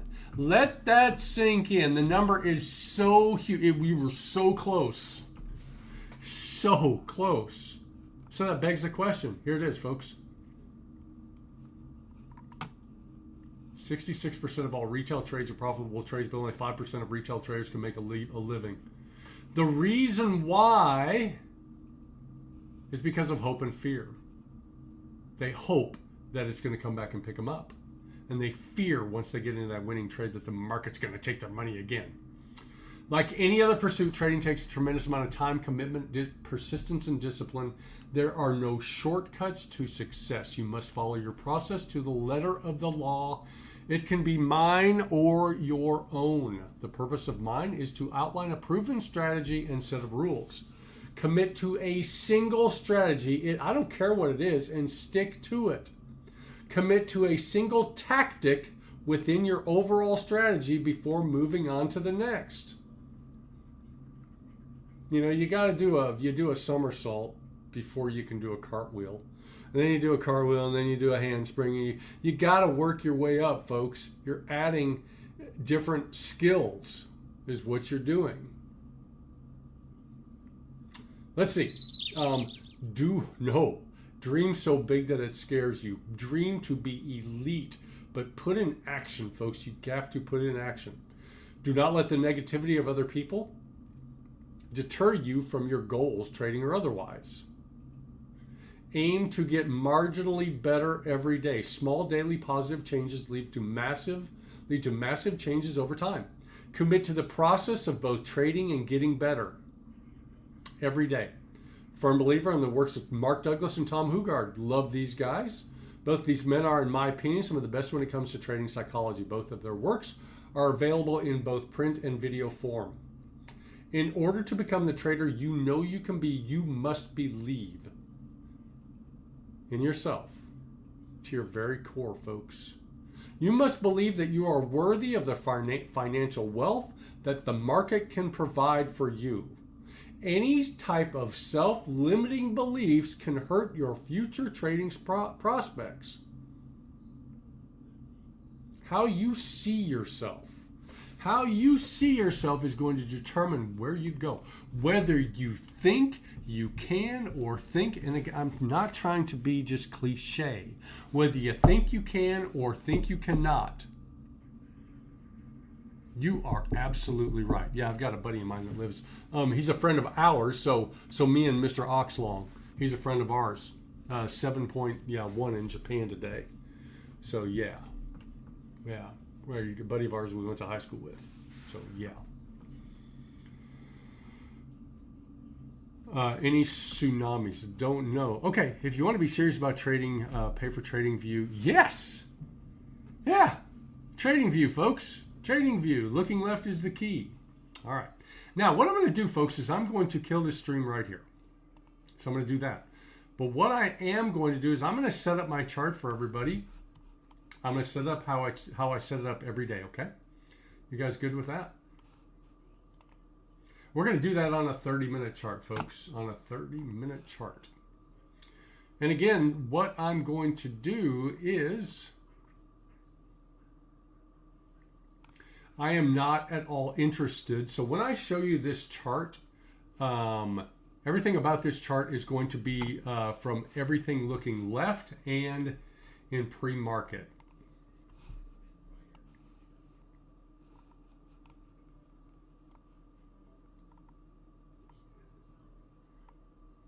All right. Okay. So again, we're going to set up that chart here real quick. Oh, wow. That's, man, that's crazy. First ever, ooh, nice. Yeah, that's crazy. All right, folks. All right. So go live. All right. Now, can everybody see my chart? Yeah, I'm recording it. I'm recording everything, Seeker. All right. So everybody can see my chart. This is how I set up my chart every day. Yeah, it's going to be on YouTube. I've got a YouTube channel. You guys know that. All right, let's get to the chart. It's where the magic happens, folks. I'm telling you right now. This is how I set up my chart every single day. All right, so first thing I'm going to look at is I'm going to look at pre-market low. And these are going to be pretty close. Pre-market low sitting right there, folks. So I'm going to label this as pre-market low. Okay. But also, and this shade area over here, this is all pre-market. Okay, I'm going to go right here. I'm going to go, okay, pre-market high right here. Okay, pre-market high. There it is. Okay, now that's my range. So I've got what? I've got 60. I've got an $8 range in pre-market. Now, a lot of that pre-market came when we had the unemployment numbers that came out this morning. I think the expectation was 241,000 new jobless claims. It came in at 233,000, I believe. Okay, so again, I'm looking for pre-market low. I'm looking for pre-market high. So after that report came out, I was thinking, you know what? It's probably going to run up some. You know, at least the trend in pre-market is up. So let's go ahead and look at some levels up high. And again, folks, these are supply zones up here, folks. 30-minute supply zones. This is where, and I'm a big believer in higher time frame supply and demand zone, folks. Demand zones down low, supply zones up top. So this is what I'm looking at from a chart standpoint. This is how I set up my chart. Again, pre-market high, right here, pre-market low, and then I'm looking left. I'm looking for, okay, if we get to this level, I'm looking for rejection. If we look at this level, actually I was looking for this level all day long, so 531.04-ish in this area right over here. But again, this is 30-minute, folks. You can see how by setting those levels every single day, you can see exactly what happens. This is your 30-minute chart, folks. This is it. Now, if I go to a 1-minute chart on the day, let's see what it looks like on the 1 minute. And again, this is just on chart, how it looks on the chart. Okay, so what did we do? We came down, we punched right through this pre-market high. So look at this, we had a double cross through. And what did it do? It ran, and it ran, and it ran. We had these pullbacks in here. We never pulled back. But look at where it stopped, folks. It stopped, and it reacted out of this supply zone so strongly. Now, on the 5-minute chart, what's she look like? Oh, look at that. There's your 5-minute chart right here. You got that cross to the upside. Cross to the upside over here in pre-market, and it never stopped. If we look at it from like a 15-minute standpoint, that's what she looks like on the 15. So we got a cross over here in pre-market, and it just ran, and it ran, and it ran. Anyway, that's how I set up my chart every day, folks. Just like that right there. Pre-market high, pre-market low, and then I'm looking for, if we're running down, what I'm looking for is I'm looking for demand zones down here, down low. So I'm going to look at, and a lot of times what I'll do is I'll turn off extended hours and only look at, and that's going to be a line right there. I'm only going to look at regular trading hour demand zones. So I have got a demand zone there. I've got a demand zone here, and these lines, these are always good lines. You know, when we come down and check these different levels, that's generally what we're doing. Sometimes I'll look at yesterday's low, so I'll put a line, the old pink line's a stink line, right in there, or yesterday's high, right in here. I don't want to have too many lines on my chart, but anyway, that's how I set it up. And again, there's your 1-minute chart, folks. There it is. So again, heart attack candles, a little less heart attacky on the 5-minute, and even less so on the 15. But again, we're trading 0 DTEs, so trust your process, folks. What makes a demand or supply zone? Okay. Hold on, let me bring that chart up again, folks. All right.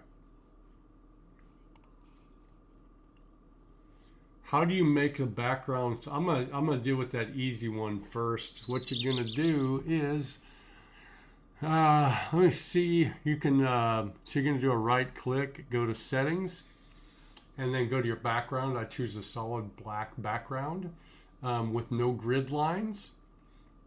And then you've got, mine's the blackest black right there. You can make it any color you want. So yeah, there you go. No grid lines. Here's what it is. That's how you do that. Okay. What makes a demand or supply zone? I will show you here real quick. Again, we're going to look at the 30-minute zone. 30-minute chart. That is where, in the past, and again on 30-minute, it came down to a specific level, and there was a demand. There was a demand to buy shares at a specific level. And again, I use 30-minute double bottoms and 30-minute double tops. So there's a demand to buy at a specific level. That's how we call it a demand zone. Now, up top, we're doing the same thing. There's a supply to sell at a specific level.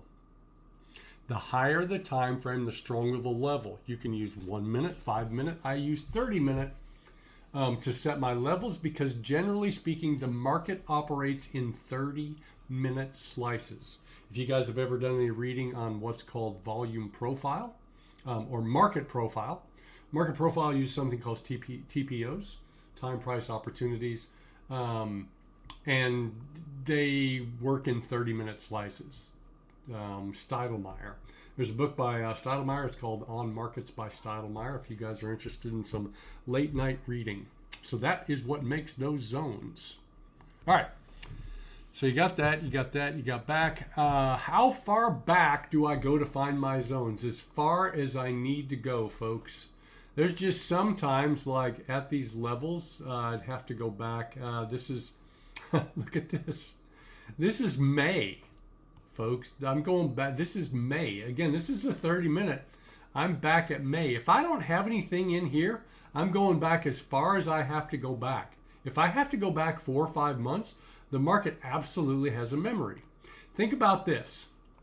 Everybody who bought shares at this level, as long as they're above this level, they're in profit. So once they get to this level, again on a 30-minute time frame, once they get to that level, they're going to defend that position. You hear me say something regularly, and it goes like this. And again, I use volume profile. In areas of heavy volume, there's more action and there are more positions being defended. So you can make the assumption that at a 30-minute double bottom, positions are being defended from going lower, and on a 30-minute double top, positions are being defended from going higher.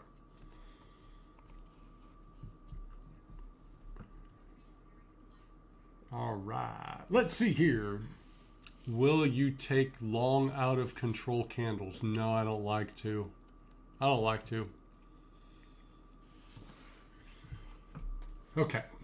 All right. Pre-market. Yeah, I said all my levels.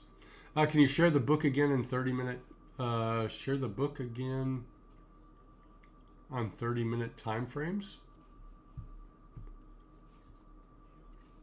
I can go over it again. Let's turn on extended trading hours again. Yeah, let me go back to that question, see what that question was. The book name? Oh, I'm sorry. It's called On Markets by Steidelmeyer.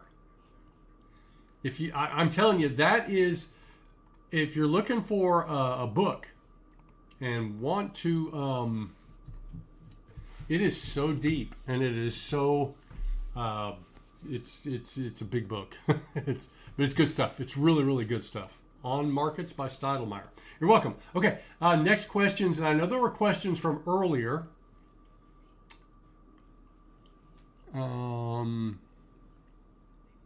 Let's see. More questions, folks. I love volume profile. I use volume profile every day. I mean, volume profile is amazing. For you guys who have never used, is there anybody in here who's never used volume profile? Because this is magical. Oh, you're confused. Volume profile is confusing to you? Okay, understand. Not until me. Okay, so here's volume profile, folks. Let's see me. Oh man, you gotta get volume profile, folks, and this is the why. Volume profile will tell you where volume has been traded. These blue shaded areas, these are called heavy volume areas. These black areas here, these are thin volume areas.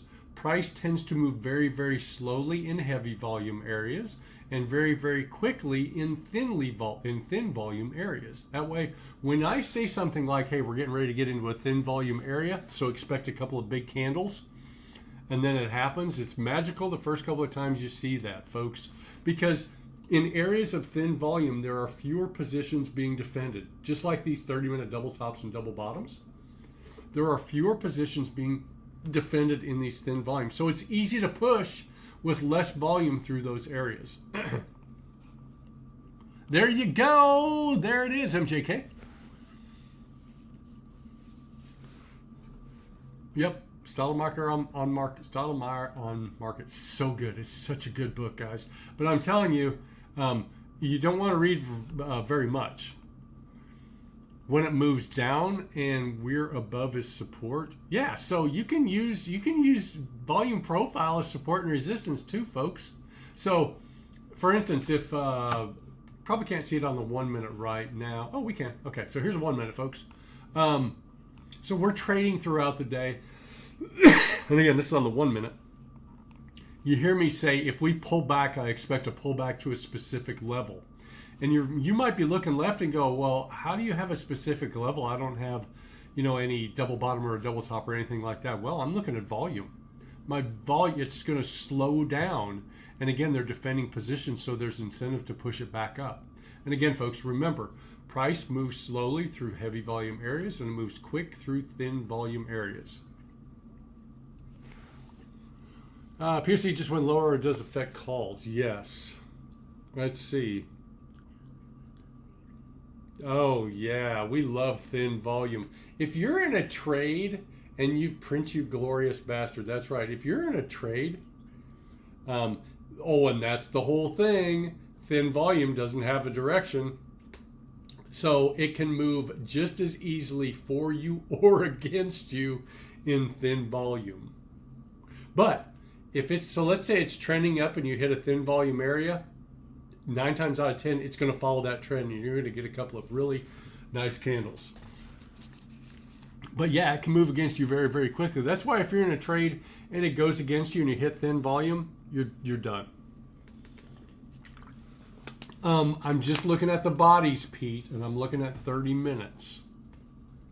Looking at 30-minute zones. Now there's information in those wicks. No, in the wicks on top and tails on bottom. Okay.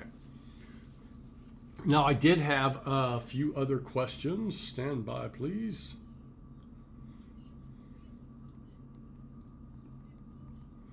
I got to message my wife back. Hold on here.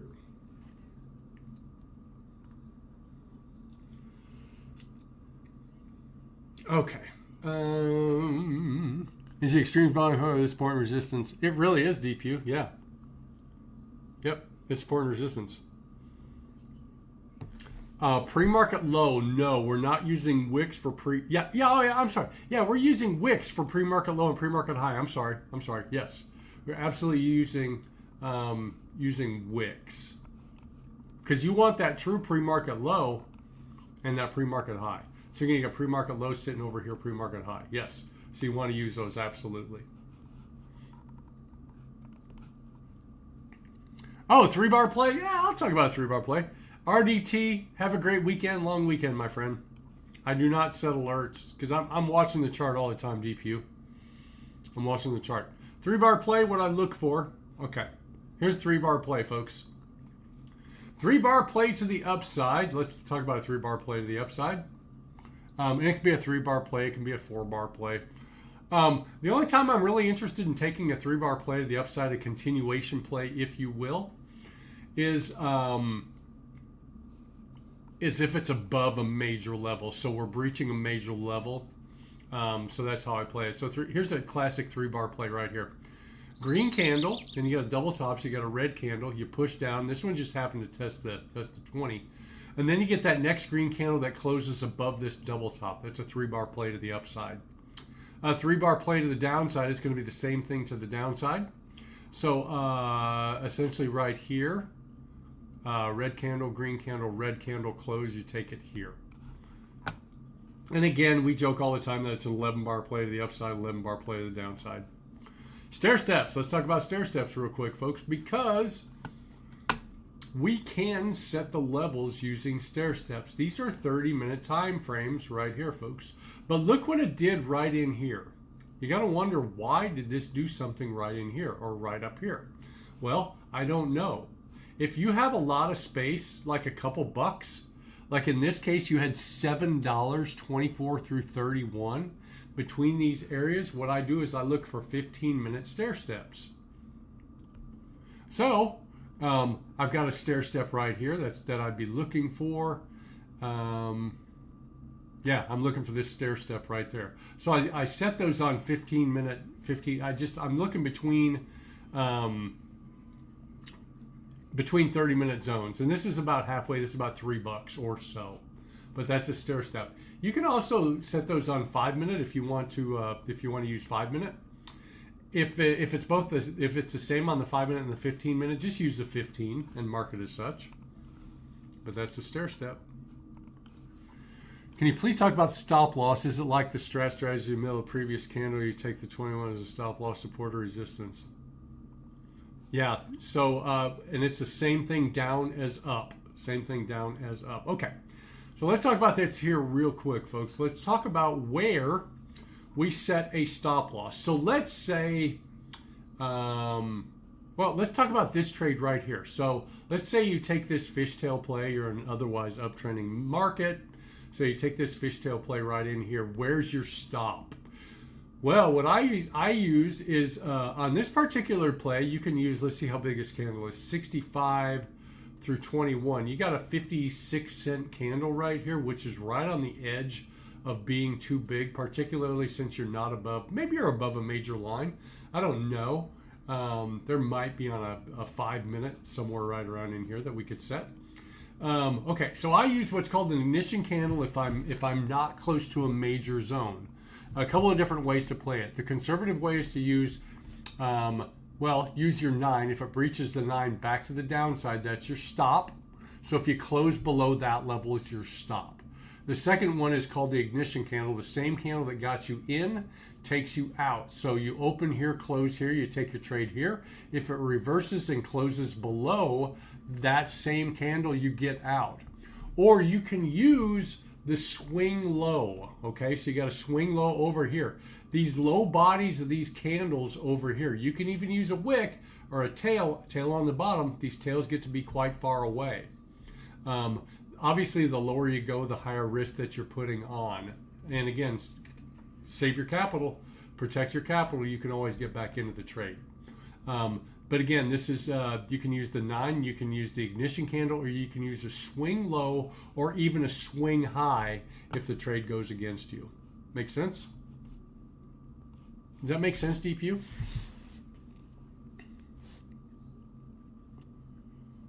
Okay, all right, very good. And it just depends on if you want to be, if you're being conservative, use the 9. If you're being a little bit more aggressive, use the ignition candle. A little bit more aggressive yet, you can use that swing low. You're going to lose more money the more aggressive you are, folks. But you're going to potentially, you'll make more money too. But you'll make more, you lose more. But again, predefine that risk. Okay, now I do have some other questions. Let's see here, stand by. These were texted to me. Okay, fishtail. We already talked about the fishtail. Do you wait for a trade when it approaches the support or resistance to break? Hold on here a second, Genghis. Like, I'm not going to, I generally speak, if I'm like butting my head up against a major level of resistance, I don't want to take calls right there. Now, if that was old support and we breached that, yeah, obviously. But a general rule of thumb is do not take calls at resistance. Do not take puts at support. Wait for the breach. Wait for the breach. Unless it's so far away from where you should have gotten into the play. Hey, all right there, Mark. Have a great evening, my friend. The curl. I was just getting ready to talk about the curl, folks. And again, this is real-time stuff. This is real-time stuff. So you don't always get the curl. But the curl is nothing but this, folks. You get the curl of the 9. There's your curl of the 9. You got the curl of the 9. It's just the curl upside and downside. Now, this is really cool. Watch this. You can trade just using the 9. You can turn everything else off in your chart and tell me what you see. See? You look at it after the fact and go, oh my goodness, that's easy. We use the 20 as confirmation, and then we use our major levels of support and resistance to get us in and get us out of plays. It's recorded. It is Cami. It's recorded. For this, the 20 was the cut. Yeah, but see, 20 as confirmation is a good reminder. 100%, 100%. Now watch this, folks. Again, this is your 1-minute chart. Look what happens when I change it to a 2-minute chart. Look what happens when I change it to a 3-minute chart. Look what happens when I change it to a 5-minute. Look at that. That's 15. But again, it's your 5-minute right here. And again, we're playing 0 DTEs for the most part. So look for your 1 minute for your surgical entries. And then just wherever it takes you, let it go, folks. Do it for 50-20 is confirmation. Yes. Yeah, but Cami, it's recorded. We've been at it for a little over 2 hours. My voice is starting to go out. Okay, so let's see. We talked about the fishtail. We talked about the curve. We talked about expected value. Okay, so here is one play, and it's a pretty good play. It doesn't always work. It's a pre-market high, pre-market low strategy. Okay, so now we had a report that came out today. So when you have a report that comes out in pre-market that moves at what, $3 in a single candle, we got 19. Yeah, we got $3 in a single candle. All bets are off. Again, we want to always use those big supply zones up top. But the pre-market high, pre-market low strategy is essentially this. Forget about this big candle. Let's just say we got $3 in pre-market, between pre-market high and pre-market low. Let's say early in the trading day, we take out pre-market high. A good percentage of the time, once we take out that pre-market high, if we fail to close over that, or we get a couple of candles and then reverse and we take out that pre-market high, it's going to come back and it's going to go get pre-market low.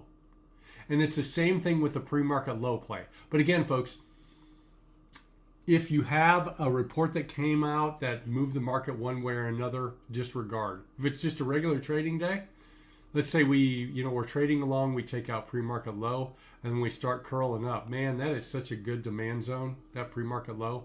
Good demand zone, take it, and then just ride that sucker. Just ride it.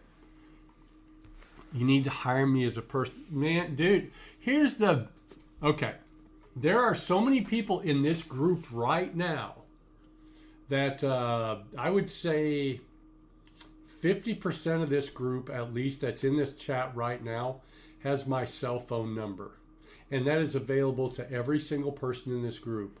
And I work with anybody that needs help. And now, for a lot of people, the cost of me working with them one-on-one is pretty high. The only thing that it costs you is your time, folks. The only thing that it costs is your time. You're paying to be here. You're paying to learn. So there are days like the market is closed and I'll do 20 one-on-ones throughout the day, guys. It's just what we do. We want you guys to be better. We want you to get to the point where you are such a good trader that you don't need us. Send me a DM. I'll send it to you.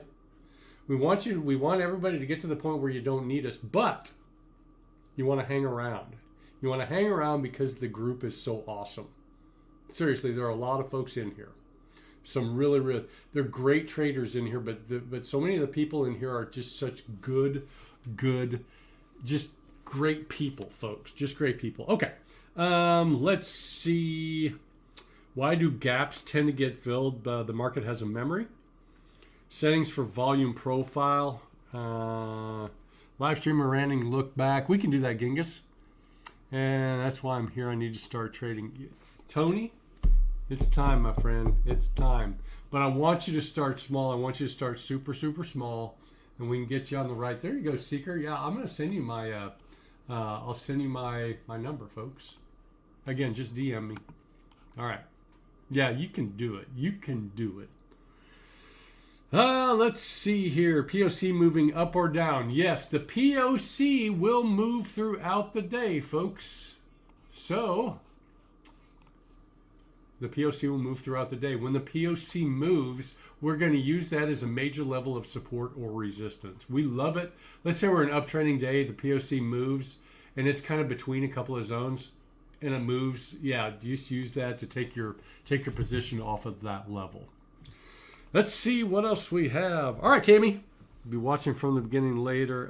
Thank you. I appreciate that. Welcome to the group. We're glad you're here.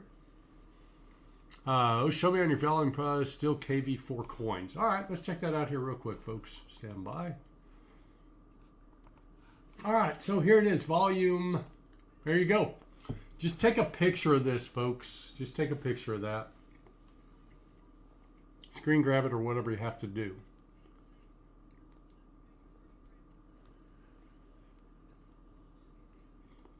My look back is a little bit different though, folks. I changed that daily. I changed the look back daily. This is set to 100 days right now, only because we're such in a wide range. But there you go. Standard settings. There you go. All right. Sounds good, Mike. See you then. POC, point of control. POC is point of control. That's the point at which most money has traded hands during the trading day. So if you look at it from a 1 minute standpoint, if I change this like how I normally have it is 0, that's how you're going to see the POC. So this is the point right here where most money has changed hands during the trading day. And it uses everything from pre-market. So everything that is traded from pre-market is going to show up. If you go from like a 5 minute standpoint, let me show you here this real quick. I will generally set this at 1 day, so it's going to take the last 2 days into account, and you can see how again pre-market from yesterday through the close today, how everything changed. The higher the volume, folks, that just shows you where your volume is. And then on the 30 minute, I've used like 100 right now, only because we got out of range and then snapped back into it. So that's how I look at that, folks. Major levels. It is absolutely a major level, 100%. I got you, Tony. I'm with you. I got you. I'll send it to you. How does VWAP affect your trades? Yes. Yeah, so I use VWAP. I use that as support or resistance depending on where we are on the chart. I do not consider VWAP a major level on which to take trades out of. Now, if it just so happens we get a cross, or if VWAP is at a major level, that's fine. But it is support when you're above it. It's resistance when you're below it. That's how I use VWAP. All right. Any other questions, folks? Again, we've been doing this for 2 hours and 10 minutes, and I got to be on the mic all day tomorrow, folks. So and I tend to get a little bit animated. Your first one. What was that question again, Genghis? What was that question, my friend? Save it for later. What was it? Jay, have a great afternoon, great evening. You are very welcome, my friend. It can, absolutely, Mike, MJK. All right, Seeker. Yes, you will, Cobra. Thank you, Mike. It's Billy Idol in the midnight hour. I want Mo, Mo, Mo. In the midnight hour, she cried, Mo, Mo, Mo. Thank you, Cobra. And again, folks, I'm recording this, 2 hours,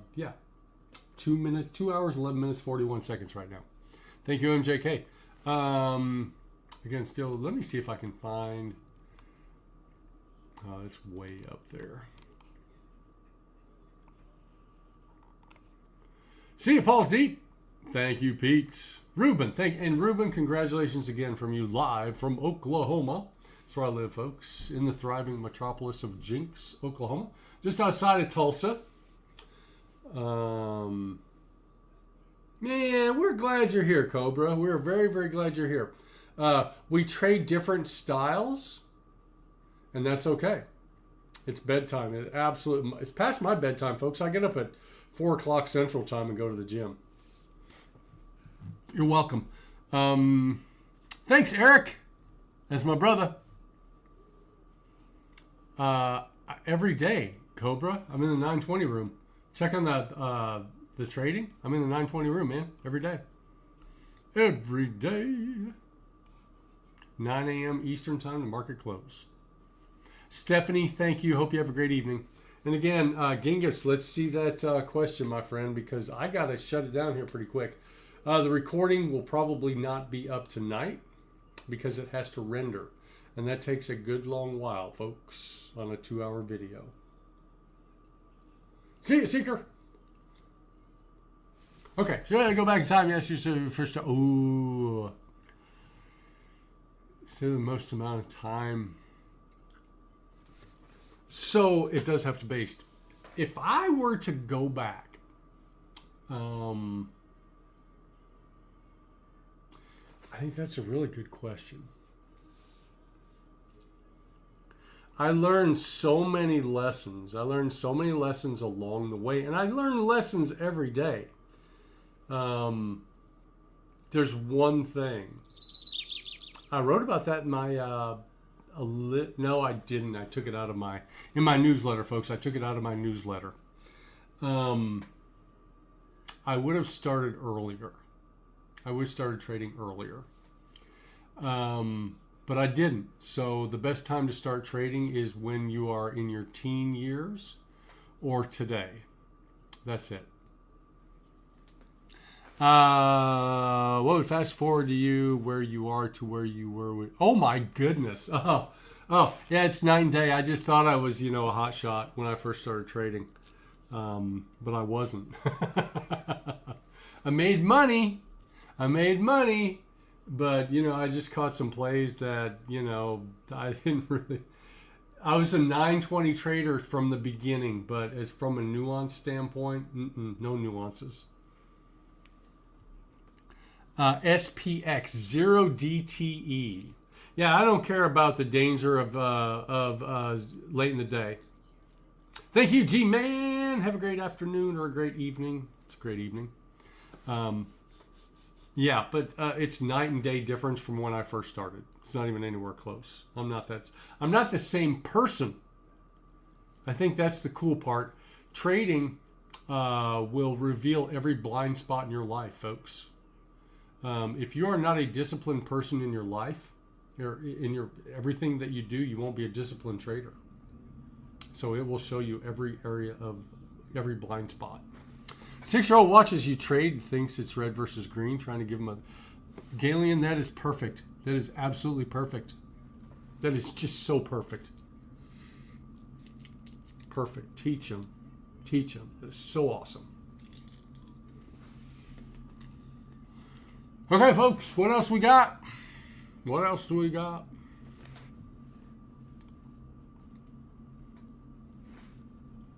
I'm not good for very much longer, folks. I got to go to bed again. I get up at about 4 o'clock in the morning and go to the gym.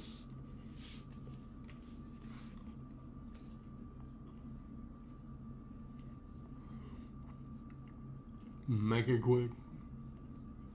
I love Genghis, yes.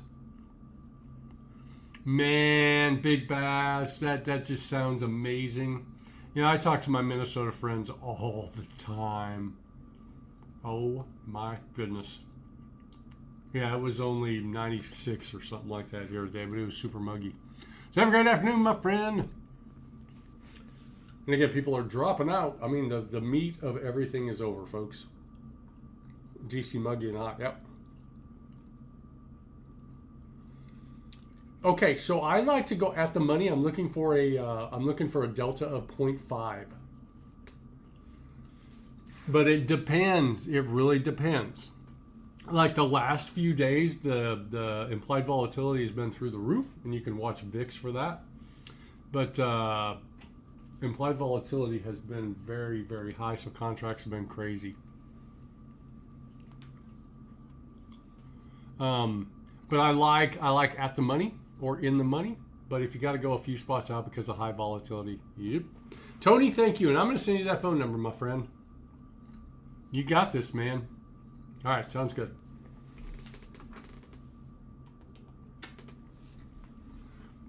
Yep. All right, folks. Anything else? Marlon, it's good to have you in here, my friend. So good to see you. Marlon's been around for a long time. Good to see you. I'm going to bed, folks. And again, looks like I got a couple more. OC, what's up, OC? And Jason and Galen. Thank you. You are welcome. Thanks, OC. You're welcome. You guys are welcome. Anyway, folks, I'm going to stop the recording right now. Stand by, please. Stop.